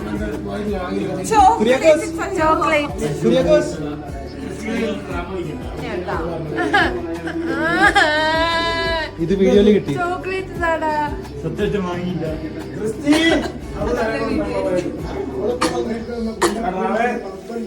സോ ഇന്ന് നമ്മൾ ലഡാക്കിനോട് യാത്ര പറഞ്ഞ് മണാലിയിലേക്ക് തിരിക്കുവാണ്. നമ്മുടെ മെയിൻ ഡെസ്റ്റിനേഷൻ എന്ന് പറയുന്നത് ബിർബിലിംഗ് ആണ്. മണാലി അധികം നമ്മൾ എക്സ്പ്ലോർ ചെയ്യുന്നില്ല. നമ്മൾ ഈ പൊക്കോണ്ടിരിക്കുന്ന റൂട്ട് ലേ മണാലി ഹൈവേ ആണ്. അപ്രോക്സിമേറ്റ്ലി 428 കിലോമീറ്റേഴ്സ് ഉണ്ട്. ഒരു 13 to 14 hours മിനിമം എടുക്കും, വേറെ ബ്ലോക്സ് ഒന്നും വന്നില്ലെങ്കിൽ. നമ്മൾ on the way almost 47 kilometres കഴിഞ്ഞപ്പോൾ ഉപ്ഷി വില്ലേജിൽ രാവിലത്തെ ചായ കുടിക്കാനായിട്ട് നിർത്തി. ഇത് Upshi bridge, the famous Indus river ആണ് ഇതിന്റെ താഴെ ഒഴുകുന്നത്. Customs and excise department check post ഒക്കെ കടന്ന് നമ്മൾ വീണ്ടും മുന്നോട്ട് പോവാണ്. ലേയിൽ നിന്ന് മണാലിയിലേക്ക് നമുക്ക് ബസ്സിന് പോവാം, അല്ലെങ്കിൽ ഇതുപോലെ ട്രാവലറിനോ ഷെയർ ടാക്സിക്കോ ഒക്കെ പോവാം. ട്രാവലർ നമ്മൾ തലേദിവസം നൈറ്റ് ആണ് ബുക്ക് ചെയ്തത്. ഈ ട്രിപ്പിൽ പലതും അങ്ങനെയാണ്, എല്ലാം ലാസ്റ്റ് മിനിറ്റിലാണ് തീരുമാനിക്കുക. കാരണം ഒന്നാമത് ഇവിടെ ഒന്നും പ്രഡിക്റ്റബിൾ അല്ലല്ലോ, എപ്പോഴാണ് റോഡ് ബ്ലോക്ക് ആകുക എന്നൊന്നും പറയാൻ പറ്റില്ല. ലേയിൽ നിന്ന് ഇതുപോലെ ബസ്, ട്രാവലർ അതും ഇതുമൊക്കെ ഉണ്ടെന്നറിയാം. പക്ഷെ ഇതൊക്കെ പോകുമോ ഇല്ലയോ എന്നൊന്നും അറിയാൻ പാടില്ലായിരുന്നു. ലേയിൽ എത്തിക്കഴിഞ്ഞാലേ അറിയാൻ പറ്റുള്ളായിരുന്നു. പിന്നെ മണാലിനെ ബിറുമായി കണക്ട് ചെയ്യുന്ന മണ്ടി എന്ന സ്ഥലമൊക്കെ ബ്ലോക്ക്ഡ് ആണ്, ലാൻഡ് സ്ലൈഡ് ആണ്, ഫ്ലഡ് ആണെന്നൊക്കെ കേട്ടിരുന്നു. അതുകൊണ്ട് തന്നെ മണാലിയിൽ നിന്ന് ബിർ ബില്ലിങ്ങിൽ പോകാൻ പറ്റില്ല എന്നൊക്കെ കേട്ടു. നമ്മൾ actually Manali to Bir bus book ചെയ്തിരുന്നു നാട്ടിൽ വെച്ച്. അത് നമ്മൾ നാട്ടിൽ നിന്ന് ഇങ്ങോട്ട് യാത്ര തിരിക്കുന്നതിന് മുന്നേ തന്നെ ക്യാൻസൽ ആയിപ്പോയി, ഫ്ലഡ് ഇഷ്യൂ ഒക്കെ കാരണം. അതുകൊണ്ട് ഇവിടുന്ന് അങ്ങോട്ട് ഒന്നും പ്ലാൻഡ് അല്ല. മുംബൈ മീ ട്രിപ്പിൽ അതുപോലൊക്കെ തന്നെ ആയിരുന്നു. എന്നാലും മണാലിയിൽ ചെന്നാൽ താമസിക്കാനുള്ള സ്റ്റേ പോലും ബുക്ക് ചെയ്യാതെയാണ് നമ്മൾ രാവിലെ പെട്ടിയും കിടക്കയും എടുത്ത് ലേയിൽ നിന്ന് ഇറങ്ങിയത്. ഈ ട്രാവലറിന് പെർ പേഴ്സൺ കോസ്റ്റ് 2500 രൂപയായി. നമ്മള് താങ്ലാങ് ല ഒക്കെ കഴിഞ്ഞിട്ട് മൂർ പ്ലെയിൻസിലെത്തി. ഈ പ്ലെയിൻസ് നമുക്ക് ഡെബ്രിഗ് മുതൽ പാങ് വരെ കാണാൻ പറ്റും. ആൻഡ് ഓൾമോസ്റ്റ് 40 കിലോമീറ്റേഴ്സ് ഉണ്ട്. ഈ പാഷ്മിന ക്ലോസ് ഒക്കെ ഉണ്ടാക്കാനുള്ള ഷീപ്പ് ഗ്രേസിംഗ് ആണ് ഇവിടൊക്കെയുള്ള ആളുകളുടെ മെയിൻ തൊഴിൽ.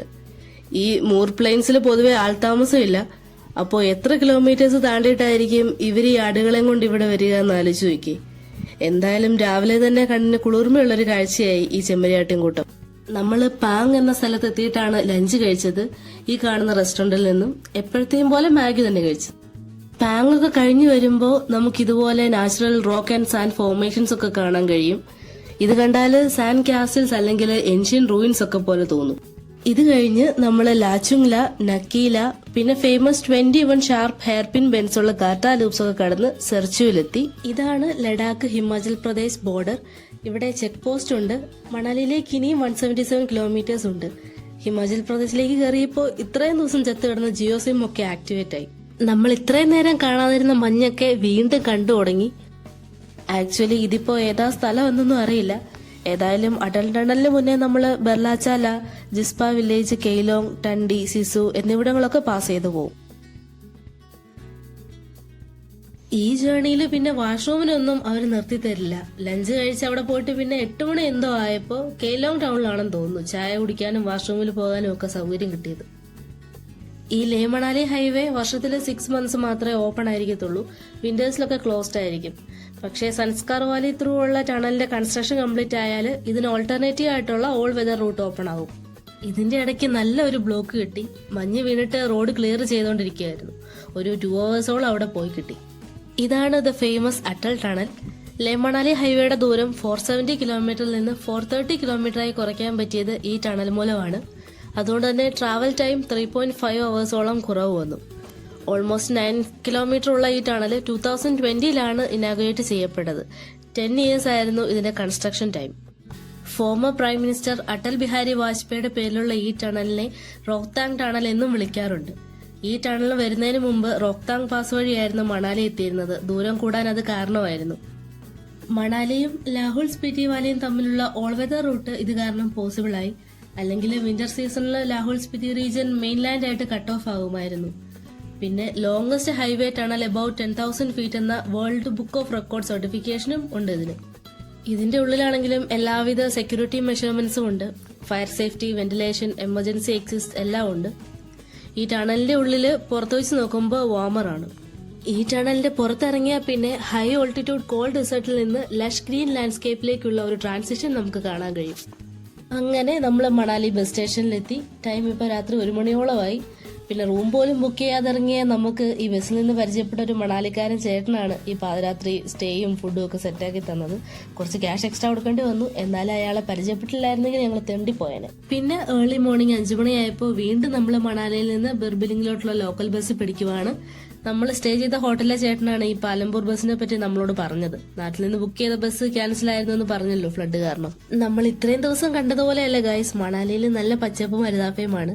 ലഡാക്കിലെ കോൾഡ് ഡെസേർട്ട് കണ്ട നമുക്ക് ഈ പച്ചപ്പ് കാണുന്നത് ഒരു കുളിർമയായിരുന്നു. നമ്മൾ മണാലിയിൽ നിന്ന് കുള്ളുവും കടന്ന് മണ്ടി എന്ന സ്ഥലത്തെത്തി. 80-ൽ കൂടുതൽ പുരാതന ക്ഷേത്രങ്ങൾ ഉള്ളത് കാരണം ഈ സ്ഥലം വാരണാസി ഓഫ് ദ ഹിൽസ് എന്നാണ് അറിയപ്പെടുന്നത്.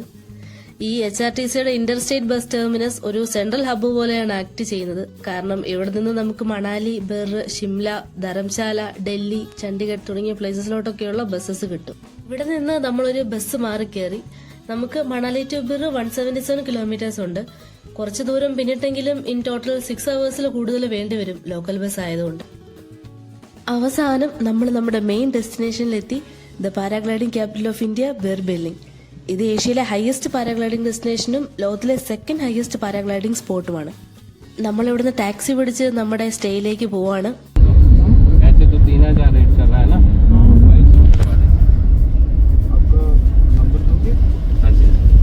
ഡ്രൈവർ ഏട്ടൻ നമുക്ക് 3000 രൂപയ്ക്ക് പാരാഗ്ലൈഡിങ് സെറ്റാക്കി തരാം എന്നൊക്കെയാണ് ഇരുന്ന് പറയുന്നത്. നമ്മൾ എന്നിട്ട് പുള്ളിയുടെ നമ്പരൊക്കെ മേടിച്ചു, ആവശ്യം വന്നാലോ. ഭാഗ്യം ചത്തില്ല. ഇതാണ് നമ്മളെടുത്ത സ്റ്റേ, ലോസ്റ്റ് ഹോസ്റ്റൽസ്. ഇവിടേക്ക് എങ്ങനെ എത്തിച്ചേരുമെന്ന് അറിയില്ലായിരുന്നെങ്കിലും ഈ സ്റ്റേ മാത്രം മുൻകൂട്ടി നാട്ടിൽ നിന്ന് നമ്മൾ ബുക്ക് ചെയ്തിട്ടാണ് വന്നത്. നമ്മൾ ഡോർമെട്രി ആണ് എടുത്തത്. ഈ ഹോസ്റ്റലിലെ ജങ്ക, മോണോപ്പൊളി, കട്ടാൻ പോലത്തെ ബോർഡ് ഗെയിംസും ഒരുപാട് കാർഡ് ഗെയിംസും ഒക്കെ അവൈലബിൾ ആണ്. വന്നിട്ട് ഫ്രഷ് ആയിട്ട് എല്ലാവരും കുറച്ചു നേരം ജങ്കയൊക്കെ കളിച്ചു.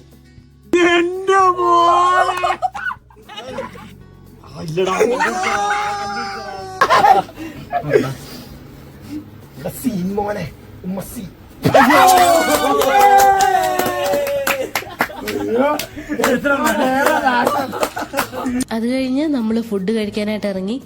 ഇതാ ആകാശത്തൂടെ പാരാഗ്ലൈഡേഴ്സ് പറന്നു നടക്കുന്നത് നമുക്ക് കാണാം. നമ്മൾ ബിറിലാണ് സ്റ്റേ എടുത്തത്. ബിറാണ് പാരാഗ്ലൈഡിങ്ങിന്റെ ലാൻഡിംഗ് സൈറ്റ്. ബില്ലിംഗ് ടേക്ക് ഓഫും. പാരാഗ്ലൈഡേഴ്സ് ഒക്കെ വന്ന് ലാൻഡ് ചെയ്യുന്നത് നമുക്കിവിടെ കാണാം.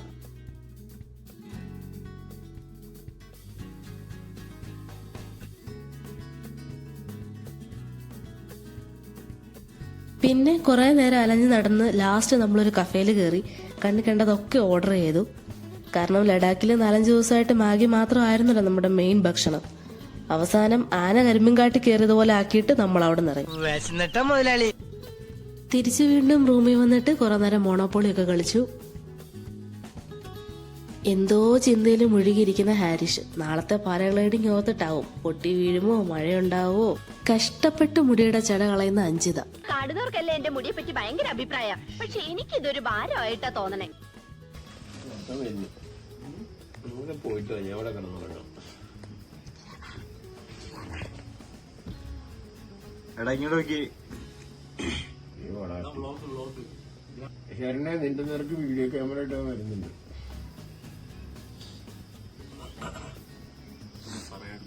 ഞാൻ അങ്ങോട്ട് പോകുന്നില്ല.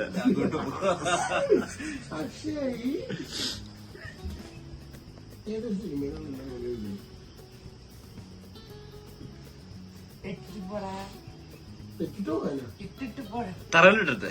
അങ്ങനെ നമ്മൾ ഇത്രയും നാള് വെയിറ്റ് ചെയ്ത ആ ദിവസം വന്നെത്തി ഗൈസ്, പാരാഗ്ലൈഡിംഗ് ഡേ. കഴിഞ്ഞ വീഡിയോയിൽ പറഞ്ഞതുപോലെ ടാക്സി ഡ്രൈവറാണ് നമുക്ക് ഇവരുടെ കോണ്ടാക്ട് തന്നത്. വേണമെങ്കിൽ ഓൺലൈനായിട്ടോ അല്ലെങ്കിൽ സ്റ്റേ നടത്തുന്നത് ത്രൂ ഒക്കെ നമുക്ക് ബുക്ക് ചെയ്യാം. ക്യാഷ് നോക്കണമെന്ന് മാത്രം. ഇൻഡെംനിറ്റി ബോണ്ടൊക്കെ നമ്മൾ സൈൻ ചെയ്തു. പാരാഗ്ലൈഡിംഗിൽ പങ്കെടുക്കുമ്പോൾ സംഭവിക്കാവുന്ന അപകടങ്ങൾക്കും മറ്റും സാമ്പത്തിക നിയമപരമായ ഉത്തരവാദിത്വം ചുരുക്കുന്നതിനായിട്ടുള്ള ഒരു കരാർ രേഖയാണിത്. പ്രത്യേകിച്ച് ബിറിലെ പാരാഗ്ലൈഡിംഗിൽ പങ്കെടുക്കുന്നവരോട് ഈ ബോണ്ട് ഒപ്പുവെക്കണം എന്ന് നിർദ്ദേശിക്കാറുണ്ട്. നമ്മൾ 3000 റുപ്പീസാണ് പെർ പേഴ്സൺ പാരാഗ്ലൈഡിംഗ് എക്സ്പെൻസിനായിട്ട് കൊടുത്തത്. ഇവരുടെ ഓഫീസിൽ നിന്ന്, അതായത് ബിർ എന്ന ലാൻഡിംഗ് സൈറ്റിൽ നിന്ന് ലോഞ്ച് സൈറ്റായ ബില്ലിംഗിലേക്കുള്ള ട്രാവലും ഇൻക്ലൂഡഡ് ആണ്. നമ്മുടെ കൂടെ ഓരോരുത്തരുടെയും പാരാഗ്ലൈഡിംഗ് പൈലറ്റ്സും കയറുന്നതായിരിക്കും. 18 കിലോമീറ്റേഴ്സ് അപ്ഹിൽ ഉണ്ട് പോവാനായിട്ട്. ബിറിലെ ക്ലൈമറ്റിന്റെ കാര്യം പറയുവാണെങ്കിൽ അഡ്ജസ്റ്റബിൾ ആണ്, ചെറിയ തണുപ്പൊക്കെ ഉള്ളൂ.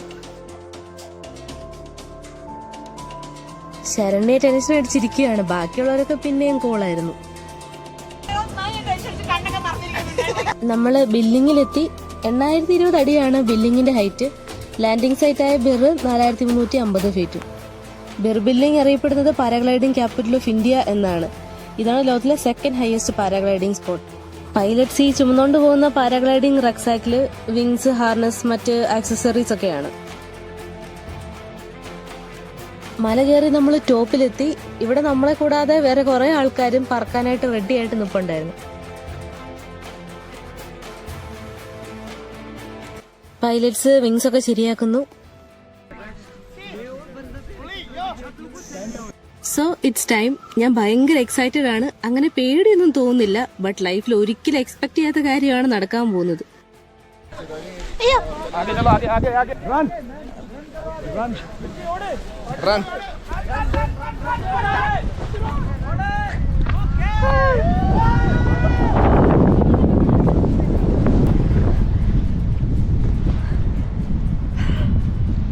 നമുക്ക് ആക്ടിവിറ്റീസ് ഒക്കെ ഷൂട്ട് ചെയ്യാൻ വേണ്ടിയിട്ട് ഒരു കോംപ്ലിമെന്ററി ഗോപ്രോ കൂടെ നമ്മുടെ കയ്യിൽ തരും. ആ വീഡിയോ എന്നിട്ട് ലാൻഡ് ചെയ്ത് കഴിയുമ്പോൾ നമ്മുടെ ഫോണിലോട്ട് ട്രാൻസ്ഫർ ആക്കും.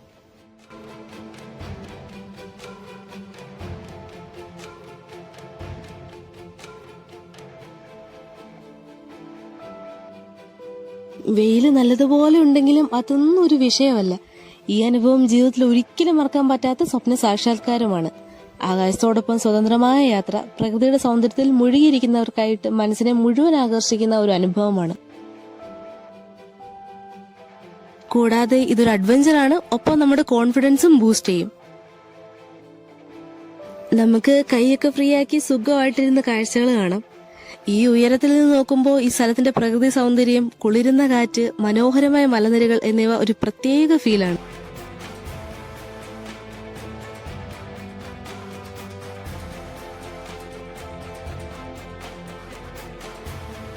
പൈലറ്റ് നല്ല ഫ്രണ്ട്ലി ആയിരുന്നു. എക്സ്പീരിയൻസ്ഡ് ആയിട്ടുള്ള പൈലറ്റ് ആയതുകൊണ്ട് എല്ലാ ചോദ്യങ്ങൾക്കും ഉത്തരങ്ങൾ നൽകുകയും സുരക്ഷിതമായ രീതിയിൽ പറക്കാൻ സഹായിക്കുകയും ചെയ്തു. പൈലറ്റിന്റെ സുതാര്യമായ സഹായം നമ്മുടെ ഫ്ലൈറ്റ് മുഴുവൻ എളുപ്പവും രസകരവും ഭദ്രവുമാക്കുന്ന ഘടകങ്ങളിലൊന്നാണ്. ഓൾമോസ്റ്റ് 15 to 20 മിനിറ്റ്സിന് ശേഷം ലാൻഡിംഗ് ടൈമായി.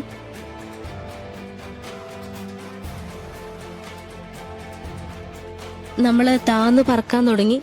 ഫ്ലൈറ്റ് അവസാനിക്കുന്ന സമയത്ത് പൈലറ്റ് മൃദുവായ സുരക്ഷിതമായ ലാൻഡിംഗ് എടുക്കാൻ നമ്മളെ സഹായിക്കുന്നു.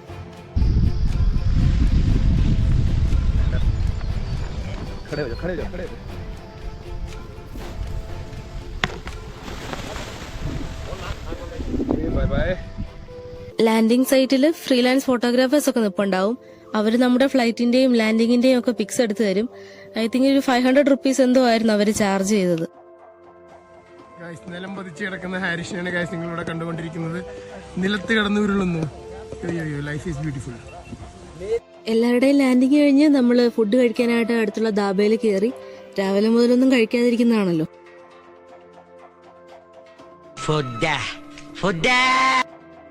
ഞാൻ എടുത്തു തരാം.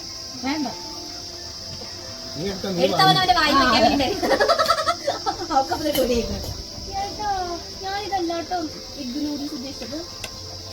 കഴിഞ്ഞ ദിവസം നമ്മൾ നൂഡിൽസിന്റെ മോള് വെറുതെ എഗ് ഇതാക്കിയുണ്ടായിരുന്നു.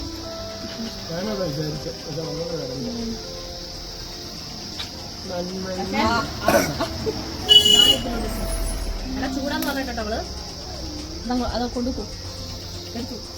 നല്ലാണോ? വേണ്ടേ? കൊള്ളത്തില്ല.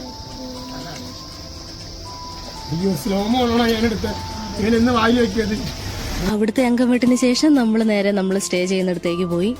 പെങ്ങളെ കിട്ടിയ സ്ത്രീധന തുക തരുമോ?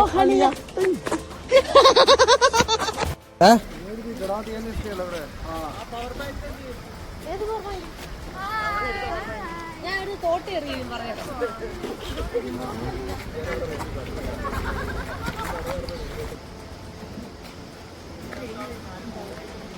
വയ്യ മക്കളെ വയ്യ. ചർക്കി പിടിച്ചു വീഴും.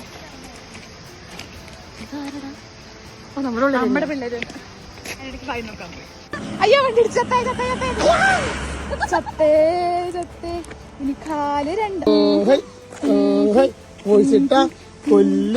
ഇതൊരു പ്രത്യേക ഫ്രെയിമാണ് ഗൈസ്. പിരി ലൂസായ 3 പേര് ഫ്രണ്ടില്. എങ്ങനെ? എന്റെ ഫോണല്ലേ, നീ എന്ത് ചെയ്യും? ലോക്ക് ഇപ്പൊ മാറുമ്പോണ്ട്.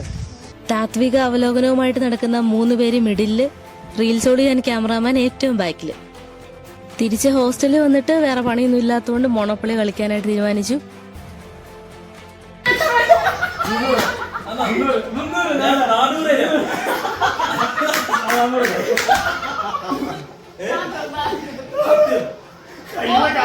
വാശിയേറിയ കൊടുക്കൽ വാങ്ങലുകളാണ് ഇവിടെ നടന്നുകൊണ്ടിരിക്കുന്നത്.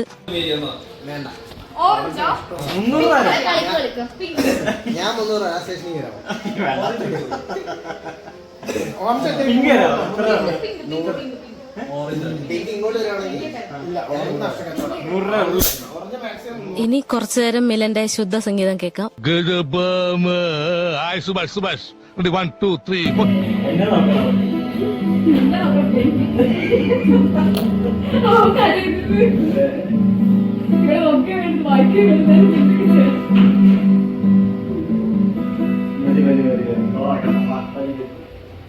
അക്ഷയ് ഒരു പാവം കലാകാരനെ മുളയിലെ നുള്ളിക്കളഞ്ഞു ഗൈസ്.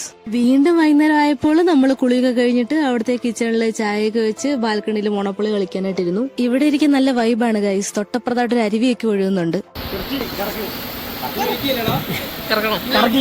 ക്രിസ്റ്റിനെ കറക്കുന്നു guys. കറക്കത്തില്ല ക്രിസ്റ്റിനെ നമ്മൾ. ഇങ്ങോട്ട് നോക്കി കാടിട്. എടി ഇത് കറക്ക് കുരിപ്പേ. എടി ഇത് കറക്കാൻ. എന്ത് കറക്കാൻ? അത് കഴിഞ്ഞ് ഡിന്നർ കഴിക്കാനായിട്ട് ഇറങ്ങി. ഓരോ റെസ്റ്റോറൻറ്റ്സിൽ കയറുക, വില നോക്കുക, ഇറങ്ങുക, ഇത് തന്നെ. നമ്മുടെ പുതിയ ബ്ലോഗർ ഇവിടെ നല്ല പിടിക്കാനായിട്ട് വീഡിയോസ് കണ്ടുകൊണ്ടിരിക്കുന്നു.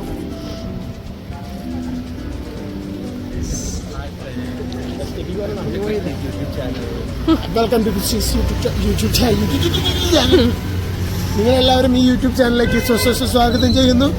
ഞാൻ എൻ്റെ പേര് ക്രിസ്റ്റി. ഇതാ നമ്മൾ നടന്നുകൊണ്ടിരിക്കുകയാണ് സഖാക്കളെ, സഹോദരൻ. ഞാൻ ബോഡി എല്ലാം കട്ട് ചെയ്യണം. ചെടികളിലൂടെ കല്ലുകളിലൂടെയാണ് കാഴ്ച നിങ്ങൾ കാണുന്നത്. കണ്ടോ? പിന്നെ ക്രിസ്റ്റി ബാറെന്ന് കണ്ട് ബിറിനടുത്തേക്ക് പോകുന്നു. ബാറെല്ലാം മൊത്തം ബിറാണ്. പിന്നെയും ചമ്മിയെന്ന് മനസ്സിലാക്കിക്കൊണ്ട് പിന്നെയും ക്യാമറ ഓഫാക്കാതെ മുന്നേറിക്കൊണ്ടിരിക്കുന്ന നമ്മുടെ ക്രിസ്റ്റീനെയാണ് കാഴ്ചകളിലൂടെ കണ്ടുകൊണ്ടിരിക്കുന്നത്.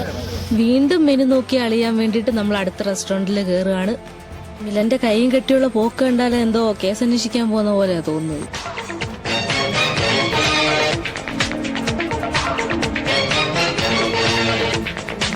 നമ്മൾ അവിടുന്ന് ഇറങ്ങിയിട്ട് തലേദിവസം കഴിച്ച ദ ഡാർക്ക് റോസ്റ്റ് എന്ന കഫേയിലെത്തി.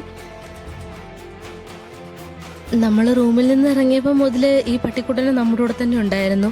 ഓരോ കഫേയിൽ കയറുമ്പോഴും അവൻ ക്ഷമയോടെ പുറത്ത് വെയിറ്റ് ചെയ്യും. പക്ഷെ ഈ കഫേയിൽ കയറിയിട്ട് നമ്മൾ കഴിച്ചിട്ട് പുറത്തിറങ്ങാൻ വേണ്ടി കുറെ സമയം എടുത്തുകൊണ്ട് പിന്നെ അവനെ കാണാൻ പറ്റിയില്ല. എല്ലാവരും നടന്ന് ക്ഷീണിച്ചു. പക്ഷെ നല്ല ആംബിയൻസ് ഒക്കെയുള്ള കുറെ നേരം ടൈം സ്പെൻഡ് ചെയ്യാനൊക്കെ തോന്നുന്ന ഒരു കഫേയാണിത്. പിന്നെ പ്രൈസും റീസണബിൾ ആയിരുന്നു. അവിടുന്ന് ഫുഡൊക്കെ ഓർഡർ ചെയ്ത് കഴിച്ചിട്ട് നമ്മൾ വീണ്ടും റൂമിലോട്ട് തിരിച്ചു. റൂമിലെത്തിയപ്പോ നടന്നത് സിനിമ തോക്കുന്ന സ്റ്റണ്ടാണ് ഗൈസ്.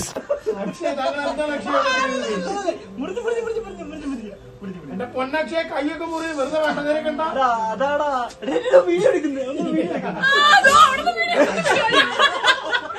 അക്ഷയെ പീഡിപ്പിക്കുന്നത് എടാ മേരിയാടാ. ഓ എവിടെ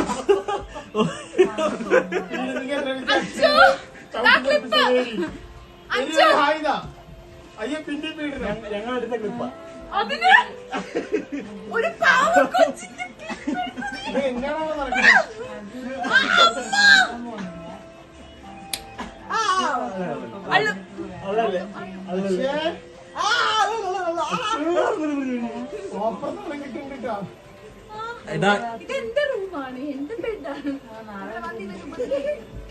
ഈ ക്യാമറയ്ക്ക് പറ. ഇവിടെ അക്ഷയ എന്താ സംഭവിക്കുന്നത്? പൊന്നക്ഷയ കൈയൊക്കെ മുറിയുക. കാണിച്ചേ, സൂം ചെയ്യട്ടെ. ഓ ഗൈസ്, നിങ്ങൾ കാണുന്നുണ്ട് ഇത്. അതിന്റെ തുടക്കം മുതലുണ്ട്. വീണ്ടും സുപ്രഭാതം. ബിർബിലിംഗിലെ നമ്മുടെ ഡേ 3. ബ്രേക്ക്ഫാസ്റ്റ് കഴിക്കാനായിട്ട് നമ്മൾ ഇറങ്ങി. ഈ കാണുന്ന സിൽവർ ലൈനിങ്സ് എന്ന കഫേയിൽ കയറി. വീണ്ടും മെനു നോക്കി അളിഞ്ഞ് നമ്മൾ അവിടെ നിന്ന് ഇറങ്ങി പട്ടിച്ചന്തയ്ക്ക് പോയതുപോലെ. എന്നിട്ട് ഇന്നലെ ബ്രേക്ക്ഫാസ്റ്റ് കഴിച്ച അതേ ധാബയിൽ കയറി അതേ ഫുഡ് ഓർഡർ ചെയ്തു. അതെന്തോട്ട് കാണിച്ചൂടാ? ആരാ അത് ചെയ്തത്?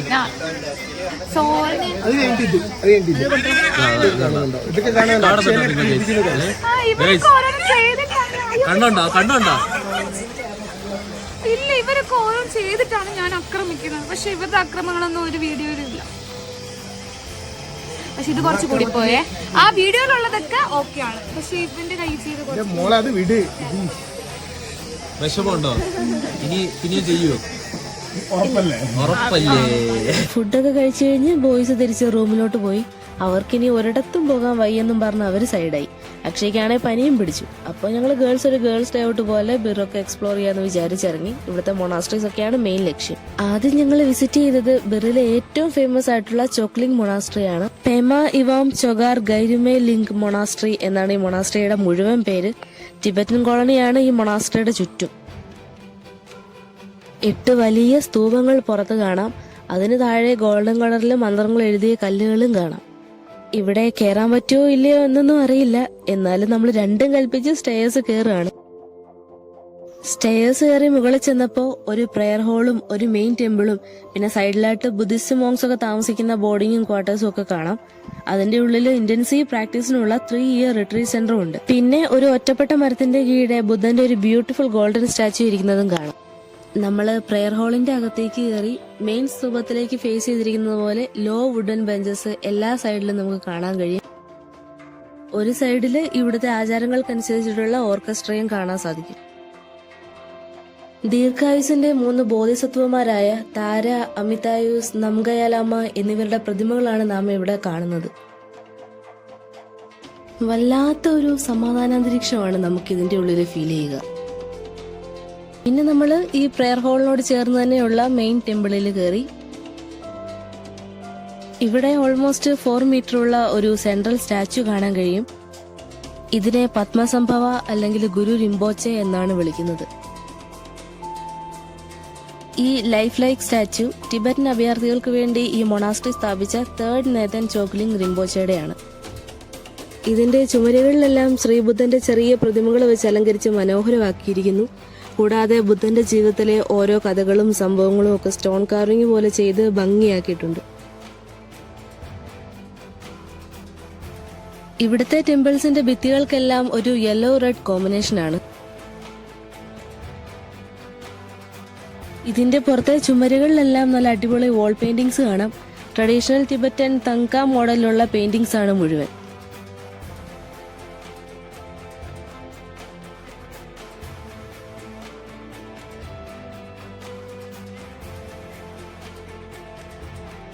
കുറച്ചുനേരം നമ്മൾ അവിടുത്തെ കാഴ്ചകളൊക്കെ കണ്ടിട്ട് അവിടെ നിന്ന് ഇറങ്ങി. വീണ്ടും ഈ നട്ടുച്ച വെയിലില് ഗൂഗിൾ മാപ്പ് നോക്കി മൊണാസ്ട്രിയും തപ്പി നടന്ന് നമ്മൾ എവിടേക്കോ എത്തി.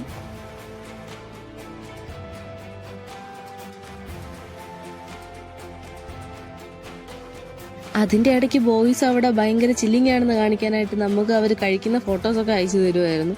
ഇതിലൊന്നും നമ്മൾ വീടില്ല മക്കളെ, വെച്ച കാലം മുന്നോട്ട് തന്നെ. ഇത് ചോക്ലിംഗ് മൊണാസ്ട്രിയുടെ തന്നെ പാർട്ടായിട്ടുള്ള മറ്റൊരു ബുദ്ധിസ്റ്റ് ടെമ്പിൾ ആണ്. പക്ഷെ ആ സമയത്ത് പൂട്ടിയിട്ടിരിക്കുകയായിരുന്നത് കൊണ്ട് അകത്ത് കയറാൻ പറ്റിയില്ല. പിന്നെ എല്ലാ മൊണാസ്ട്രീസിലും ഉള്ളതുപോലെ ഇതിന്റെ ചുറ്റും കുറെ പ്രയർ വീൽസും ഒക്കെ ഉണ്ട്. പിന്നെ നമ്മൾ തിരിച്ചു നടന്നു, കുറച്ച് ഷോപ്പിംഗ് ഒക്കെ നടത്തി. ശേഷം നമ്മൾ ഹിമാലയൻ പിസ്സയിൽ കയറി കഴിച്ചു. ഇന്നലെ നൈറ്റ് വില കണ്ടിട്ട് തിരിച്ചിറങ്ങിപ്പോയ സ്ഥലമായിരുന്നു.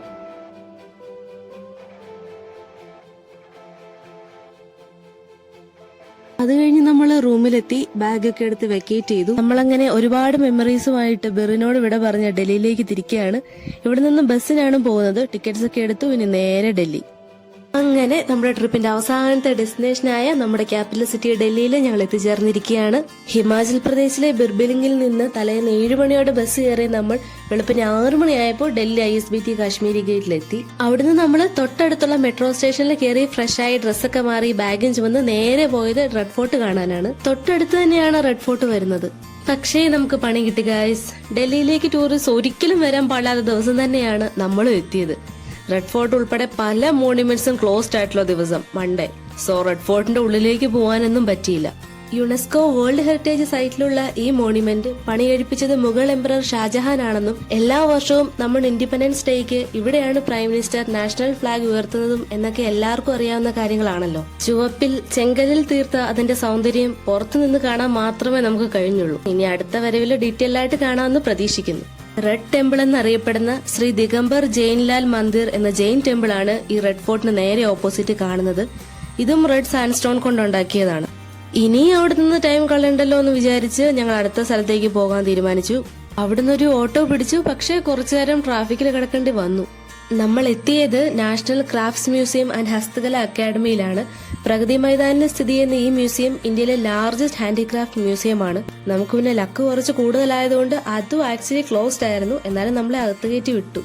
തമിഴ്നാടിന്റെ ഫോക്ക് കൾച്ചറിലുള്ള അയ്യനാർ ഷ്രൈൻ ടെറാക്കോട്ടയാണ് നമ്മൾ കയറി ചെല്ലുമ്പോൾ ആദ്യം കാണുന്നത്. അയ്യനാർ കറുപ്പിക്കുന്ന മെയിൻ കാഴ്ചയാണ് ക്ലേയും നെൽക്കച്ചയും കൊണ്ട് നിർമ്മിച്ച് പെയിന്റ് ചെയ്ത ലൈഫ് സൈസ് ആയിട്ടുള്ള ഈ കുതിരകൾ. കൂടെ അതേപോലെ നിർമ്മിച്ച മറ്റു പ്രതിമകളും കാണാം. മൺഡേ ആയതുകൊണ്ട് ഇവിടെ വരെ മാത്രമേ പ്രവേശനം ഉണ്ടായിരുന്നുള്ളൂ. ബാക്കി അകത്തുള്ള ഇന്ത്യയിലെ വിവിധ സംസ്ഥാനങ്ങളിലെ കൈത്തൊഴിലാളികൾ നേരിട്ട് നിർമ്മിച്ചിട്ടുള്ള ഉൽപ്പന്നങ്ങളും പഴയ വീട് മാതൃകകളും ഒന്നും കാണാനുള്ള ഭാഗ്യം ഉണ്ടായില്ല.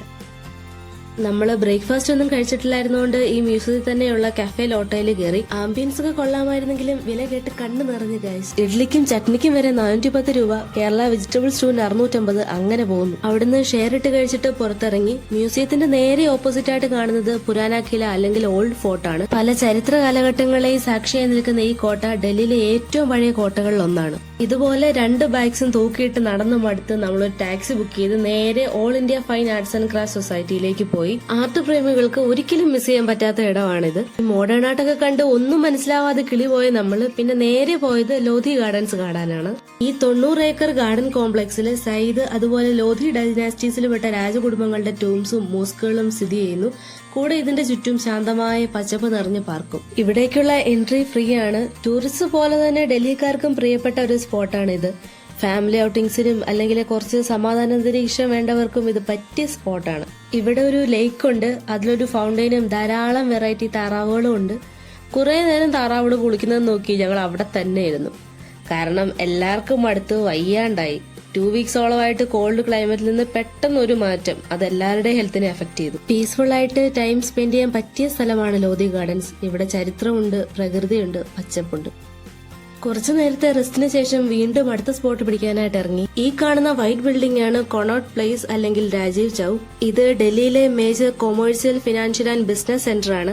അതുകൊണ്ട് തന്നെ ഇത് 9th most expensive office location in the world ആണ്. നമ്മൾ ഇവിടെ കയറിയില്ല, പകരം നേരെ ഓപ്പോസിറ്റ് ഉള്ള ബിരിയാണി ബ്ലൂസിൽ കയറി ലഞ്ച് കഴിക്കാനായിട്ട്.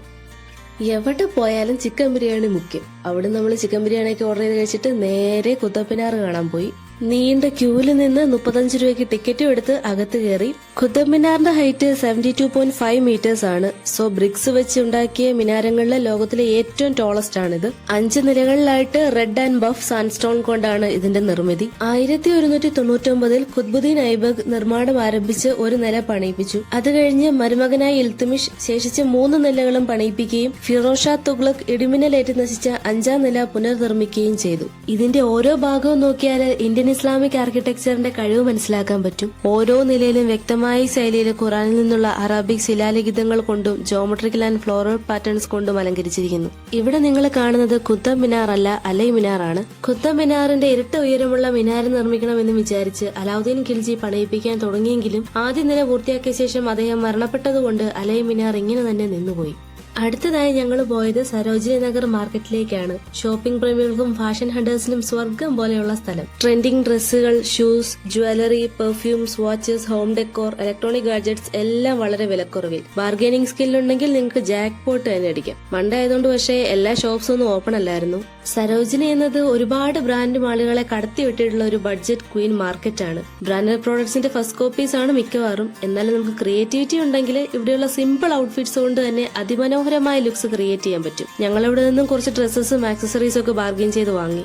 ഒരുപാട് സ്ട്രീറ്റ് ഫുഡ്സ് ട്രൈ ചെയ്യാനുള്ള ഫുഡ് സ്റ്റോൾസും ഉണ്ട് മാർക്കറ്റിൽ. കൂടെയുള്ളവർ പാവ് ബജിയൊക്കെ ഓർഡർ ചെയ്തു. ഞാനൊരു ലസ്സി മാത്രമേ കുടിച്ചുള്ളൂ. അങ്ങനെ നമ്മുടെ യാത്രയുടെ അവസാനം എത്തിയിരിക്കുന്നു. മനസ്സിൽ ഒരുപാട് ഓർമ്മകളും ദൃശ്യങ്ങളും നിറഞ്ഞു നിൽക്കുന്നു. നമ്മുടെ ടാക്സി ഡ്രൈവർ കൃത്യമായിട്ട് 6:30 ആയപ്പോഴേക്കും നമ്മളെ ഇന്ദിരാഗാന്ധി ഇന്റർനാഷണൽ എയർപോർട്ട് അഥവാ ഡൽഹി എയർപോർട്ടിലേക്ക് എത്തിച്ചു. ചെക്കിൻസും എല്ലാ സെക്യൂരിറ്റി ചെക്സും കടന്ന് നമ്മൾ അകത്ത് കയറി വെയിറ്റിംഗ് ഏരിയയിൽ ഇരിക്കുന്നു. രാമൻ എന്തൊക്കെയോ പറഞ്ഞ് മേരയെ വെറുപ്പിച്ച് പണ്ടാരം ഉറക്കിക്കൊണ്ടിരിക്കുകയാണ്. ഇന്നലെ ഞാനൊരു തുള്ളി ഉറങ്ങിയില്ല. ചന്ദനമഴ സീരിയൽ കണ്ടിട്ടേ. ഓ, ഞാൻ കണ്ടില്ല. എന്തായി? മറ്റേ അമൃതേനെ കാട്ടിക്കൊണ്ടാക്കി. കാട്ടിക്കൊണ്ടാക്കിയ ശീതള് മറ്റോളാണല്ലോ കാരണം. വർഷ ഓ, ഒരു സ്വന്തം മുമ്പ് ഒരു ഗ്ലാസ് വെള്ളം കൊടുക്കാത്തവനാണോ? കഴിഞ്ഞാഴ്ചയല്ലേ? അയ്യോ, ഇപ്പൊ കാട്ടിന്ന് പുലി കുത്തോ ആന കടിക്കോന്നൊന്നും പറയാൻ പറ്റില്ല. ഈ പറയണ അടുത്ത ആഴ്ചയാവും. ബോർഡിംഗ് കോൾ വന്നു. നമ്മൾ ഓരോരുത്തരും ഫ്ലൈറ്റിൽ കയറി അവരവരുടെ സീറ്റ്സിലിരുന്നു. ഫ്ലൈറ്റ് ടേക്ക് ഓഫ് ചെയ്യുന്നു. വിൻഡോയിൽ കൂടെ നോക്കിയപ്പോ ചുവടെ ഷൈനിങ് ലൈറ്റ്സ് കൊണ്ട് അലങ്കരിച്ച പ്രകാശവൃന്ദം പോലെ ഡൽഹി നഗരം. നഗരത്തിന്റെ ഉറക്കത്തിൽ ഇരട്ട വരികളിലായി തിളങ്ങുന്ന സ്ട്രീറ്റ് ലൈറ്റ്സ്.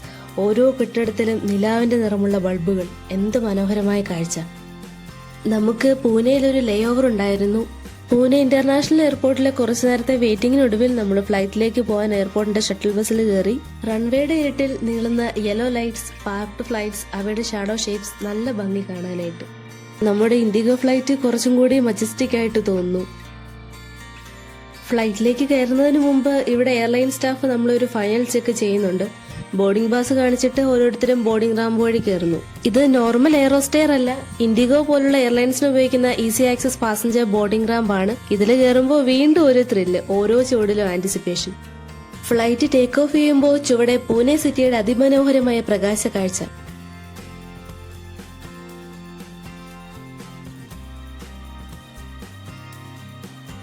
കുറച്ച് മണിക്കൂറുകൾക്ക് ശേഷം വെളുപ്പിനെ 4:30 കൂടി നമ്മുടെ ട്രിവാൻഡ്രം ഡൊമസ്റ്റിക് എയർപോർട്ടിലെത്തി. ബാഗ്സ് ഒക്കെ കളക്ട് ചെയ്ത് നമ്മൾ ടാക്സി ലക്ഷ്യമാക്കി നടക്കുകയാണ്. 11 ദിവസങ്ങൾ കൊണ്ട് തീർത്ത ഹിമാലയത്തിലും ഡൽഹിയിലുമുള്ള ഞങ്ങളുടെ യാത്ര അതിന്റെ അവസാനത്തിലേക്ക് എത്തിയിരിക്കുകയാണ്. മഞ്ഞുമൂടിയ പർവ്വതങ്ങൾ, തടാകങ്ങൾ, പൈതൃകങ്ങൾ, ആകാശം, നഗരങ്ങൾ, സാഹസികമായ യാത്രകൾ, ഇപ്പോൾ പിന്നിലെല്ലാം ഒരു ഓർമ്മ പോലെ, ഒരിക്കലും മറക്കാൻ പറ്റാത്ത ഓർമ്മകൾ. ഇത്രയും ദിവസം എന്നോടൊപ്പം ഈ യാത്ര പങ്കുവച്ച നിങ്ങൾ വ്യൂവേഴ്സിന് എല്ലാവർക്കും ഒരു വലിയ താങ്ക്സ്. പുതിയ യാത്രകളും വിശേഷങ്ങളുമായി ഞാൻ വീണ്ടും വരാം. അതുവരേക്കും ബൈ.